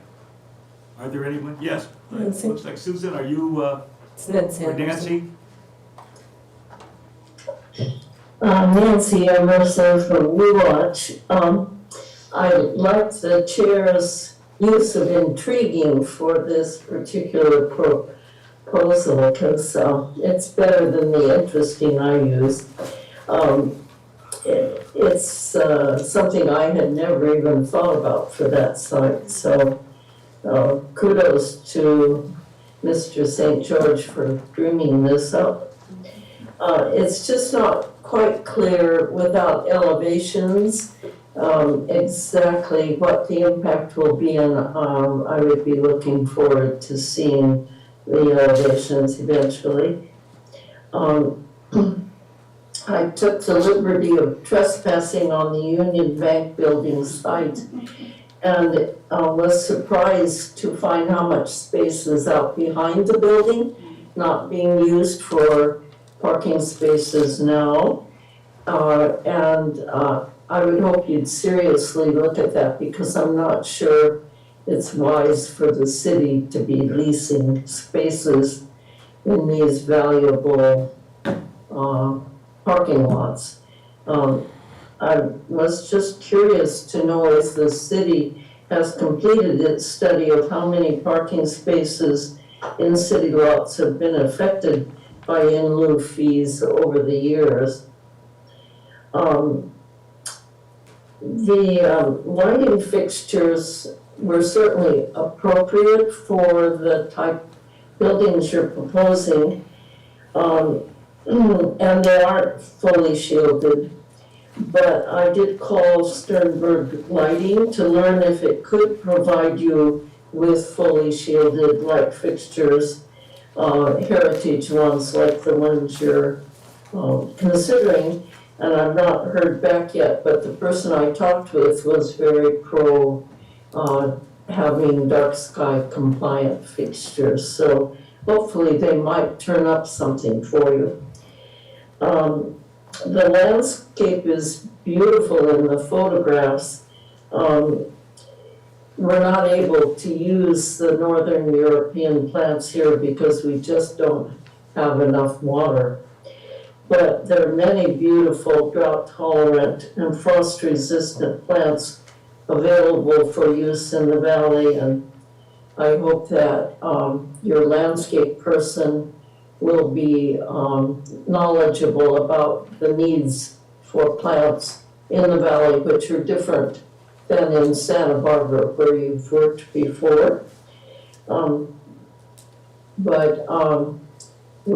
We'll be very interested to see what develops here, and thank you for all this work to date. Thank you, Nancy. Appreciate your comments and appreciated your letter, which is going to be entered into the record of the meeting today, relating to containing those comments about this. Very good. Thank you, Mr. St. George. We appreciate it. Do you have anything else? Yes, Commissioners, the only reason we have these particular light details is because Steve doesn't have details on his lighting. He won't give it out. That's kind of part of his trade secret. Okay. But these would be handmade lights, not produced lights. And like I said, a lot of these might have to be sourced off the internet. And there's ways they can evaluate those. Yeah, we just put this. Measure the lumens at various levels and so forth. I don't even picture a whole lot of lighting on this, but once again, we can start getting into the weeds later on. Right. So, Thank you. Yeah. All right, well, thank you again. Appreciate it very much. Thank you. So in response to where we are in this process, this is a preliminary discussion, great ideas, recommendations. Applicant will take that back to his team and has the choice to submit an actual development plan for us to move forward with the permit process. Right. In that process, we will be bringing back all of this Thank you. material again and in a formal process, environmental review, and then making the recommendation to the Planning Commission. We appreciate the opportunity on a project of this scale, importance, and so forth for this early review, sort of pre-design review of the concept of the project and the opportunity to comment on it. So design concerns and issues are reflected in the final project submission. Okay. Let's, Chris, I'm sorry it's taken so long. So I'd like to talk about a great project that's almost completed. But really we need to talk about a gate to the fence design of the Solvang Theater Fest. So just a moment, we'll make a staff presentation. We're bringing this before you as a follow-up to what was originally approved by both the Planning Commission and your committee. Initially, there was not a discussion about making any changes along the frontage of First Street. And so Second Street. And as we started moving through and looking at the construction and the efforts that are being a collaboration between the Theater Fest and the city to redo the sidewalks along there, to do the brickwork. So that's all being torn up right now. Of course, the previous fence and landscaping came out. And so then the question was, what's gonna go in its place? The initial proposal, as it was submitted, looked like it was going to be a continuation of the fence that's along the alleyway, just, a wooden fence right up against the brickwork, and we thought that that was not appropriate for the setting that currently exists, which is sort of a park setting that people are walking along Second Street. And so we talked a little bit more. They came back with an alternative plan, which has more of a slat fencing with some view slots in between. The issue for the Theater Fest is that there are settings where something is happening in that park area and people start doing tailgates on the other side of the street because they can see right into the park, or they'll actually pull up chairs along the sidewalk to watch whatever's happening there. So by putting some kind of barrier along there was a means to obviously make that more special place, but also to protect what was happening on the outside and discourage people taking advantage of what's happening there. Okay. So we looked at the proposed fencing. We did request that they still have a little bit of a landscape strip so that there are some plantings on the streetscape side. And so I think they've been very respectful in addressing our concerns.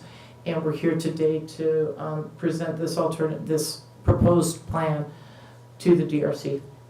And you're recommending the approval of it? Yes. As presented, okay? Chris, you may have people to introduce, I know, and so forth about it, or you have any comments? Very briefly, yes. Thank you, Mr. Chairman. Chris Nielsen, I'm currently a member of the Board of Directors of the Solvang Theater Fest. And with me tonight is our renovation project manager, Mr. Chris Urquidez with Urquidez Building and Construction. Then also representing our architectural firm 196 is Mr. Mel Enriquez. And thank you, Lori. That was a wonderful summation of not only kind of where we're at, but also how we got here. And a lot of thought was put into really satisfying the couple of deficiencies that the previous 5-foot tall chain link fencing structure had. Deficiencies in aesthetics and also safety. And as Lori mentioned, the safety part really was when we're doing lobby located events, concerts and things, we did start getting congregation out on the sidewalk and even tailgaters across the street. So that naturally was a safety concern. This type of fence nicely balances the ability for people both inside the property and outside to see something's going on. I mean, we don't want to block it off. We don't want a solid wall. So we want there to be the awareness of an activity taking place, but not just a blatant see-through where people take a position and just park out there. And that really is kind of on the aesthetic side as well. That we have received requests from local hotels that would like to use the Theater Fest lobby as a venue. And even for individuals for weddings, and they're desiring a little bit more privacy in that lobby for special events like that. We've been very fortunate with the city's very recent financial support to the Theater Fest to help us in our quest to increase the amount of activities that are taking place at Theater Fest. Renovation is wonderful, really enhancing the experience that we've all had for decades of going and watching PCPA. And of course, there's other events that take place there, inside the theater, the larger concerts and fundraiser events that we're trying to create more of, because not only is that wonderful activity, arts and entertainment for our community here, but then also that brings more people to Solvang, which the wonderful founders of the Theater Fest 50 years ago saw the opportunity to have something special in the town that brings more people here. And I'm happy to answer any questions that, certainly on the technical side. Anybody have any questions? How tall is the fence? Is it 6 or 8 feet?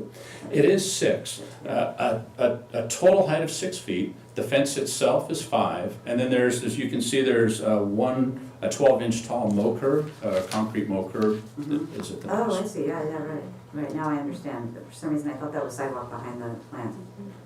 It's a very nice looking fence, and I like the slats allowing a little bit of a visual, because when I walk by there, admittedly, I like to sort of see what's going on. I didn't ever think to tailgate, darn it, but I like the design. I think it looks nice, and I do, I like that it allows a little bit of visual, because it doesn't feel like a fortress, I think, which is important. So that's fine. Feeling on it. I do think it's a little tall. I'd love to see it 5 feet overall.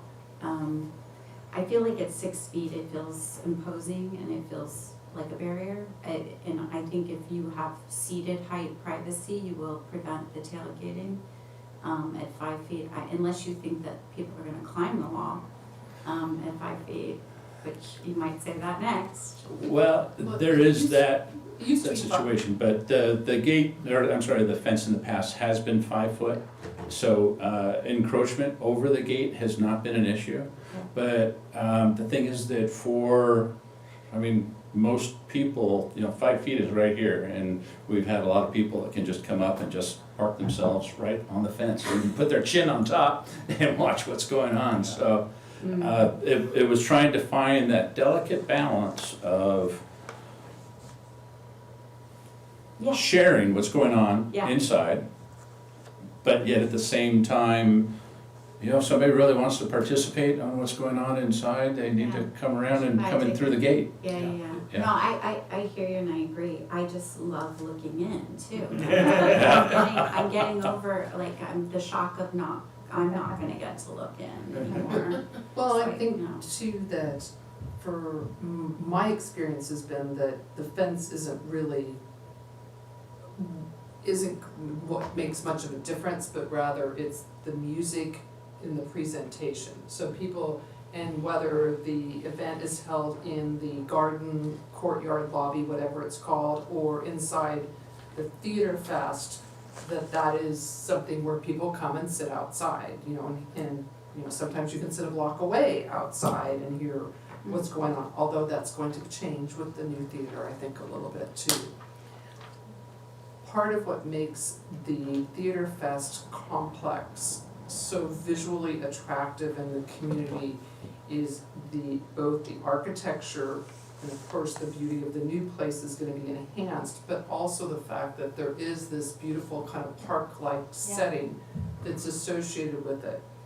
The idea of completely closing off the park and just leaving the big structure makes me sad to think of that. And I also think that in a lot of ways, by having it visually open, it attracts attention, which brings people to the venue. And certainly I know of being down at the museum, that's the footpath from Solvang down 2nd Street past Theater Fest, and people frequently ask us about, what's the garden there, what's it with, and if you close that all off, in some ways, I think you're also closing off some visual interest that comes from people who don't necessarily know what's there and are intrigued by what they see and look further rather than walking by. I'm concerned about that sense. I agree with you. I feel like it sells it more than it, right? Like, the fact that I could see it from time to time made me more curious about wanting to participate myself. I get that people are gonna take advantage, I get that. I don't think you're ever gonna stop maybe that from happening. But I love the idea that it sort of sells itself by seeing those activities going on and sort of wanting to be a part of it, because you're not part of it. You're like, oh, how did I miss that, right? Or that's so cool, I wanna go next Yeah, time. right. So I feel like exactly when it's behind the fence, it's gonna be like out of sight, out of Again, but mind. it's not, it's behind a porous fence, so you can get Yeah. a taste of what's You going get on a there. glimpse. and you Right. can- Yeah, get a you can- glimpse. It gives you a glimpse of what's there rather than, Well, and I interloping. I think that no fence is gonna prevent people from being outside of the facility and enjoying some of the benefits of what the guests inside pay for. That's not gonna be able to be mitigated with any fence or anything else because it's an open air venue. So my recommendation would be a shorter and very open fence for it and softened with landscape elements as you have in the design. I think that's important as well. Excuse me, I'm Mal Enriquez, I'm with the 96 Architects. I know you keep saying a solid fence, but there is gonna be 1 inch spacing between the slats. And I don't know if you're ever driven by, residents and even homes, and you'll see when a regular fence, and there's like a 1/2 inch gap, and you can see as you drive by, people walking behind there. So if you imagine a 1 inch gap, and you're across the street, you're gonna actually be able to visualize what's behind there a lot more than just a solid fence. So, I mean, that's something to consider as well. And I think that's a really positive move on it, to make that visual be there. I think it's not that I'm opposed to a wood fence. I understand the reasoning for it. My recommendation would just have it be a little bit more open and a little bit lower. I'm with you. And I'm a great fan of theater I fence. just put up a fence in my does. house. I like fences. Fences make good neighbors. I get it. But yeah, I would like it a little lower too. I will give in on the slats, but I would like it a little lower. Another thing to consider as well is, part of the reason this renovation was done, and it was that we listened to Solvang Theater, but not only that, but even the surrounding residents and the retail businesses around, and their complaint was sometimes it was noisy. So by raising up the walls, that's gonna help out a lot, and that in consideration as well, this fence, if we have outdoor events, that was consider that as well, the acoustics part of it. And I think that's gonna be an inviting thing as well. I mean, people are gonna be interested and kind of get a peek, looking through the fence, kind of hearing what's going on behind there. Right. I mean, those are all things that we took into consideration as well, so. We're very much in agreement with you on that point, that we don't want to shut off awareness and visibility of what's going on inside. It's really just trying to find that nice balance.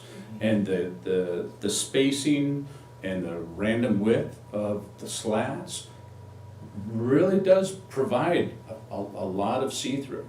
Not as much as a chain link fence, but there are downsides to a chain link fence as well. I don't think we're recommending a chain link fence. No, although the old fence did like the visual, but understand that that is not an option here. And I think it is very important to have some openness to it, simply because the other sides are all fully enclosed and accessible on two of those sides. So it's good to keep the property visually accessible to an extent. Tell us a little bit more about the slats. And realize that 4 of us only saw this material, at the meeting today. So we're not as informed as we would like to be. And maybe it says in here, but I didn't see that it said the sizes of the slats. Here's. 2, 4, and 6 inches. Yes. Okay, yeah, all right. Yeah. Well, that's, Page again, that's 62. part of that item. I have blank pages. Page 62. That's This it? one? 60, okay, They're blank? yeah, that's it. Okay, so, And that may be, it was an actual design by 1906, presented on schematic, and so they went to a landscape. And sometimes I notice in the read aheads, when you get transition between portrait and landscape, the landscapes kind of go away. this is the back of mine. Here. Okay. Well, Yeah. No, they. Brian, do you have any the comments? description. My only comment is that, I mean, I like it, I think it looks great. Just looking at this scale-wise and sort of human Right. feeling-wise, it is a little high. So maybe there's a way to split the difference between the 6 and the 5, or something. It does look, I a think little it's because imposing. it's setting up on that curve. I think that's part of it. I think that between the sidewalk, then the curb, and then the fence, the scale looks wrong. Well, I think that curb is essential to kind of build it on, and it kind of will disappear behind No, it's wrong. landscaping. It's like a highlight. Well, it is, it's You a know, so your foot. eye, Flat material. your eye is pulled Tall to curb. it, and then you see the fence from there. I personally think that's part of it, because you're visually connecting that curb to basically the color of the building, right? So you see that through line, to me, it just looks, I think Brian's hit it, it's the scale of it. I just feel like, you're right, maybe if it's 5 inches lower, and instead of 5 feet above it, it's, 4.5, and I don't know, but it does feel imposing. I think it does. I think it feels imposing. Architect or designer or contractors here as well, is it possible that rather than being on a 1 foot curb, it could be on a 6 inch curb? and be a, you know, something that's maybe or a 4-inch curb and a 5-foot fence, sorry, it's late in the evening here, for dinner. So doing a shorter curb, Just to try to get over the hump. Yeah, I mean, those options can be, we can, you know, review and look at that, yeah, that's all a possibility, yeah. Is the curb a necessary part of the functionality of the fence, or was it more a design feature? The curb is a structural member of the fence. Uh-huh. Yeah, the vertical supports that the fencing boards are attached to are all anchored in that curb. But then also in this rendering, it is an immature landscaping that's represented. There's gonna be more vegetation, you know, covering that curb. But certainly, if it's the position of the committee that, you know, we need to go back and look at a 6-inch mow curb versus a 12-inch mow curb, that's certainly something we can do. my recommendation would be for a smaller curb and a 5-foot height. And seeing the details that didn't exist on my page do help define for me much better what the fence will look like. You've done a good job with the random sizes of the board, rather than just a solid. Going to a 6-inch mow curb and then having the same 5-foot slats that are proposed, or going to a 4.5-foot? Overall 5-foot height would be my recommendation. So you have 4.5 foot. If you did a 6-inch curb, You're shrinking the curb by 1/2 foot and then also the fence. Shrinking the fence, yeah. Yeah, I guess, you know, I've heard the arguments, I like the way it is. I mean, the way you've got it. Partly, I feel there is a reason why you have fences at an event, at a place where there's outdoor events that people pay good money to see. And, you know, I like the idea of tantalizing people about what's going on in there and making it, yeah, maybe people think it's intrusive or whatever the word was. I just think this a 6-foot fence as it's designed is, you know, reflects that, like you said, that balance point between, you know, providing security and a discrete venue. And there are a lot of events that occur, obviously you can't see inside the theater from there, but there's a lot of events out there in the oak area in the back, whatever that's called.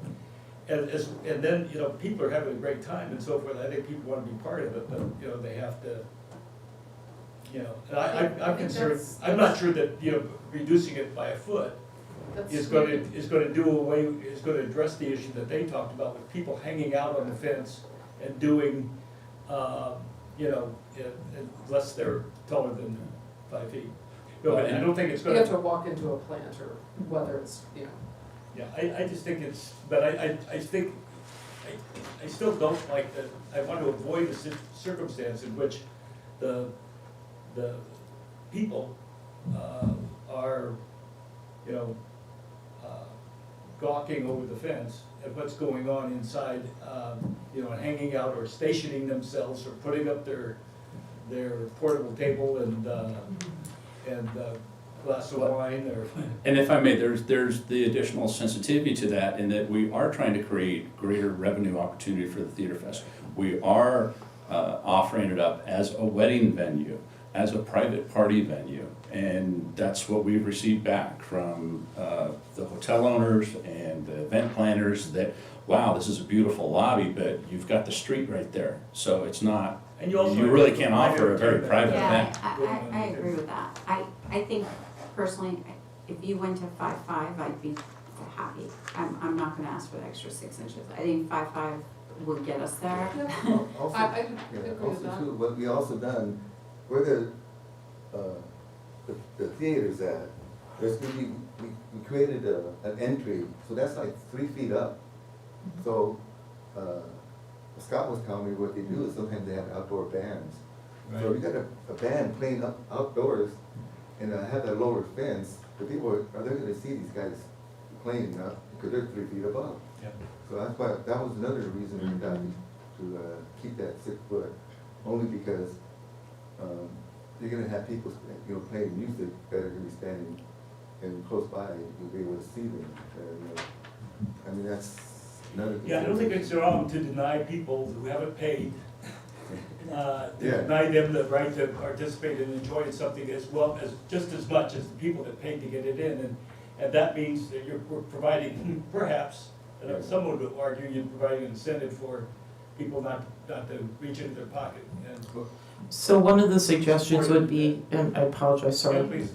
One of the suggestions would be to carry on the 5.5 foot maximum height, whatever changes they make to the curb and the fence.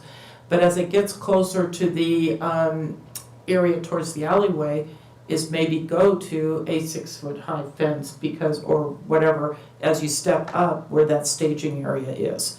Because they already have the sign there, there's already some big trees in that area, so stepping up the fence a little bit more gives a little bit of variety for the fence, because it is almost 90 feet along that frontage, and it provides additional backing for the stage area. That's closer to the alley side. Oh, that's closer to the alley? Alley side. Oh, okay. Well, I think that's a nice compromise that also like you said, breaks it up. But making the majority of it being the 5.5 foot and stepping it up in that last segment to match. I think there's an existing 6 foot fence there too, isn't there, on that Yes. side? On the alley side. Yeah, so that would be a tie-in to the existing fence there. I think it's a great idea. Yeah. So I would like to move that we approve a 5.5 foot fence at whatever way you come about the 5.5 foot, with the last portion, and do we wanna define that portion, the last 20 feet being able to step up to the 6 foot? I think it would relate to where the staging area is. Okay, all right. Stepping up to 6 foot to the corner behind the staging area. That's my proposal. I have a question about that. 6 inches isn't a lot of space to make a gradual step. And I'm not saying I think the fence should be shorter, I like the 6 foot fence, but how would that transition be made, I guess would be my question. Would it just be 6 foot and then all of a sudden 5.5 foot? Or would it be, because normally when you try to stage things down a little bit, I don't know what. I think for 6 inches, that's not a radical differential. Yeah. And with the shading that there's, the trees that are in that area, I don't think it'll catch people's eye that there's that differential in that corner area. I would say they should just figure it out. If they decide that it's worth the extra 6 inches, they'll figure it out, and if it's not, they leave it at 5. Like, we don't wanna over-engineer it for them, like, we're already giving them another project to solve for, so. Yeah. Okay. That's my that's So- my. You have a So motion? if I may bring up just Please. one, just for validation, the color of the wall, you're fine with carrying that color, because it does match the timbers. Yeah, Yeah, it complements, Yeah. Okay. it's Thank what's you. there, Yeah. yeah. You accept, you're advancing the proposal except for The 5.5 foot to step up to 6 foot behind the stage as it meets the corner to the alley. As they would like. Yeah. is that understood? I mean, you have, get a sense of what that means?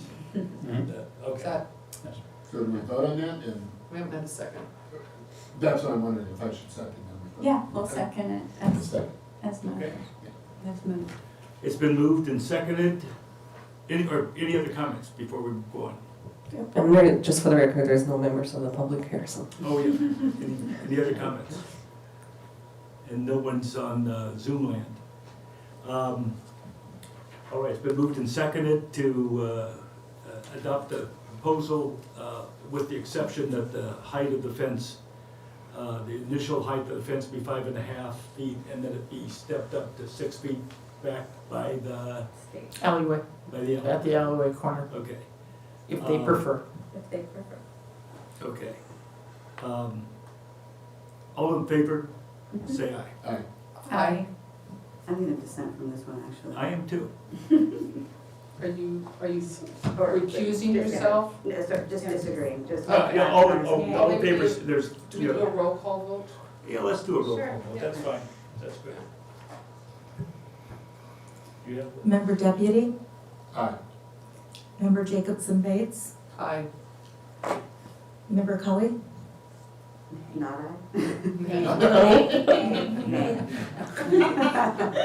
Haven't done that or what? I've never had to dissent before, sorry guys. first time. Member Dryden Hess, Aye. and Chair Kavanaugh. No, Motion passes 3-2.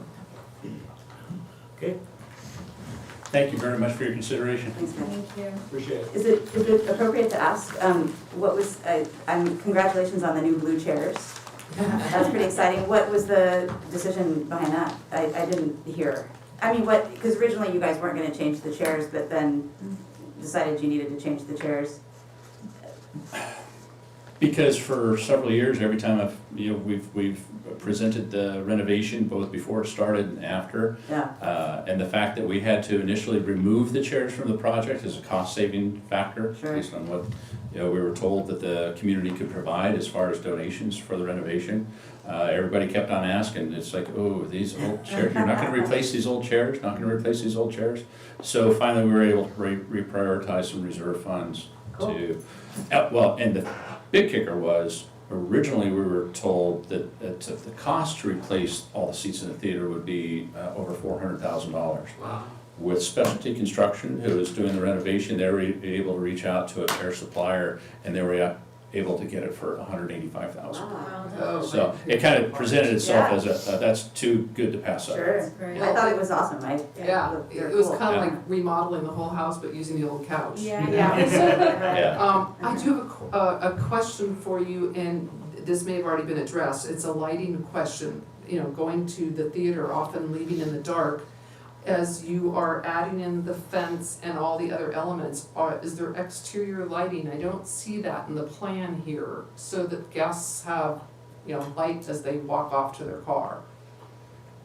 Not as they walk off to the car, because we don't control the city property. Around all of the Theater Fest property though, so. Immediately on, adjacent to the Theater Fest, there by the box office, there by the gate, yes, there is lighting, both original lighting that remains from before the renovation, and then some new lighting that's part of the approved plan. Yeah, I just But couldn't that- remember, down the wall, is there some like? There's Oh, no, not really?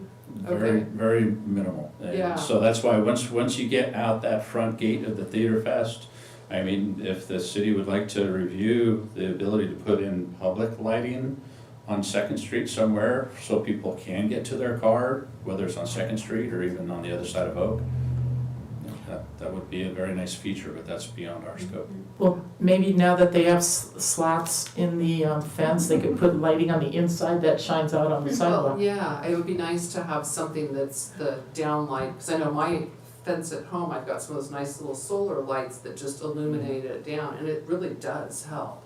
So if there's any capacity, just as a sidebar comment here, I like it. thanks.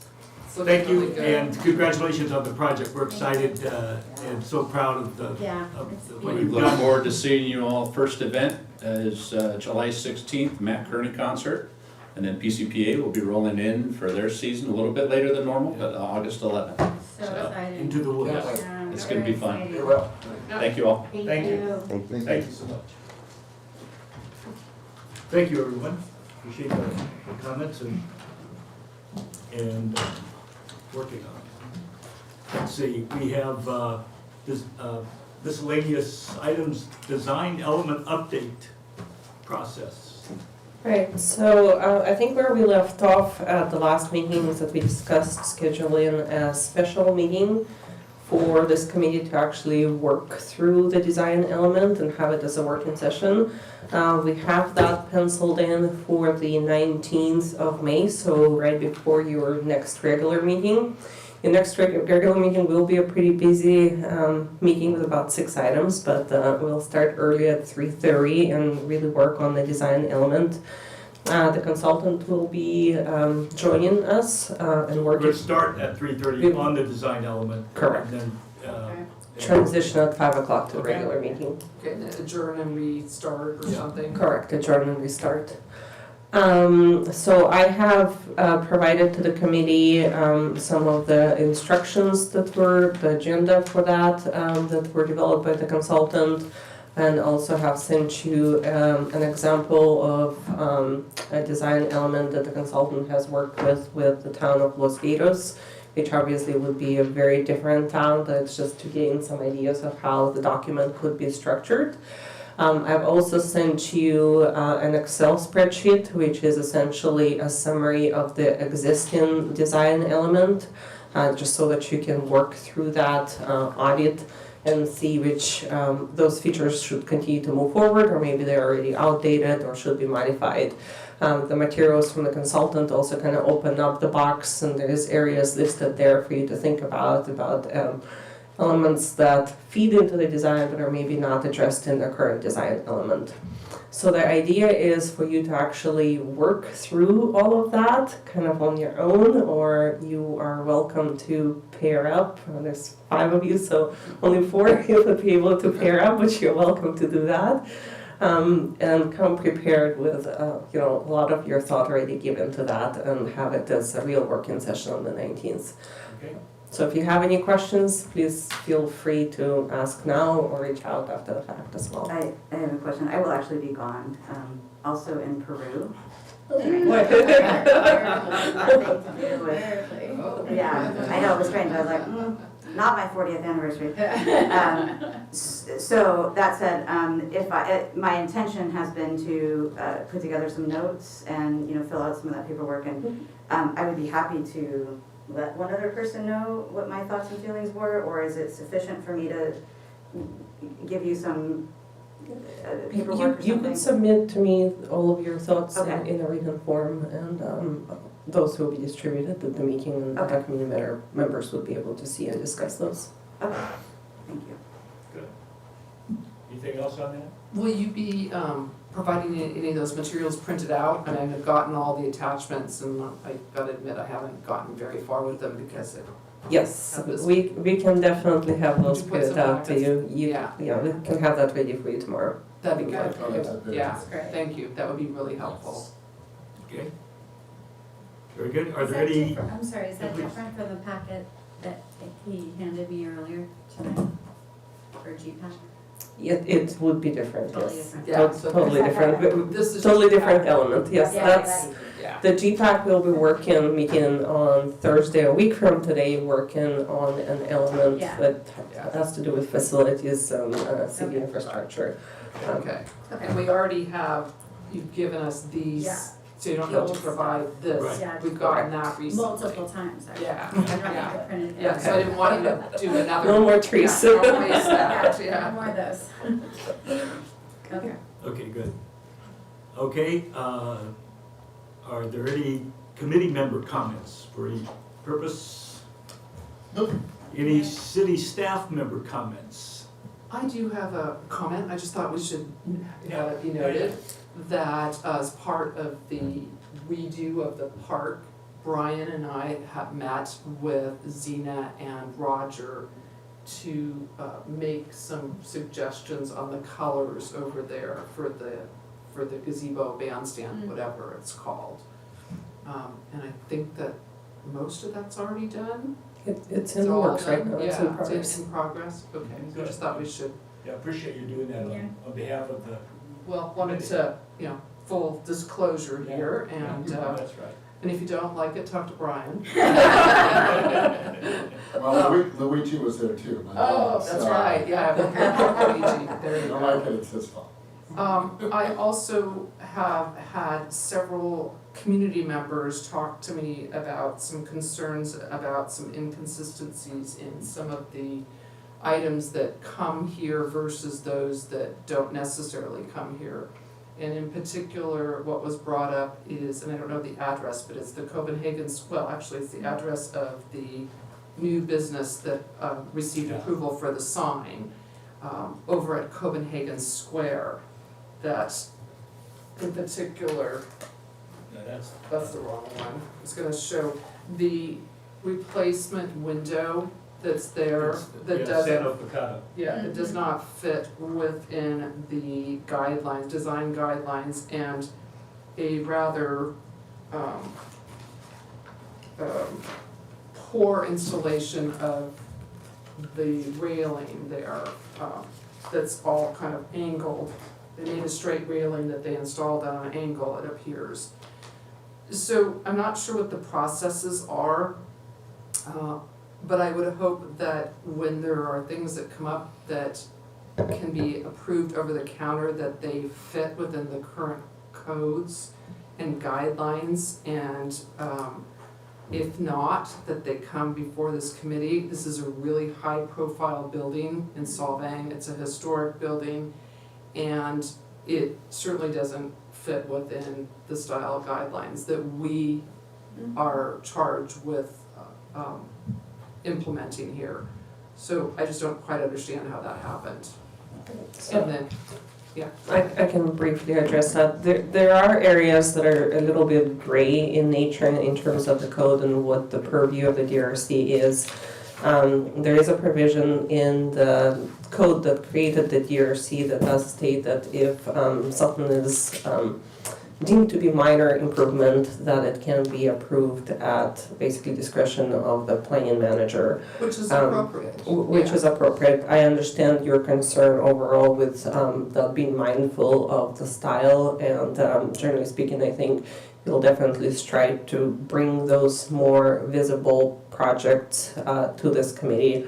Just taking it another step further, there's also for example, the DRC doesn't necessarily have the purview of having to approve all of the city projects, for example, like the pavers, but we definitely value this committee's expertise and what you bring to the table. So when it comes to bigger projects like the pavers, we definitely want to have your opinion on that. While with some smaller projects, it was really nice to, and thank you, Brian and Esther, for being available to give us kind of quick hands on choosing those colors and moving forward. But so from a code perspective, I think, there's not necessarily any issues with what occurred, but I do understand your concern, especially with those prevalent spaces, and we'll work with the applicant or with the occupants of that building to try to mitigate and make it look a little bit more closer to the rest of the building. Yeah, I think that would be an improvement, and I don't know what to say about the railings, because that just looks like an installation issue that probably isn't a code violation, but just it's an kind of an assault to the visual there, So the problem that we have with particularly that center, because it was built many, many, many years ago. Historic building. Yeah, is that as tenants move in and out and new ones come in, the issues that we have are tied to obviously ADA, bathrooms, and also parking. We look at that also on each one of these tenant changes. And the requirements are just so strenuous in regards to providing particularly ADA access.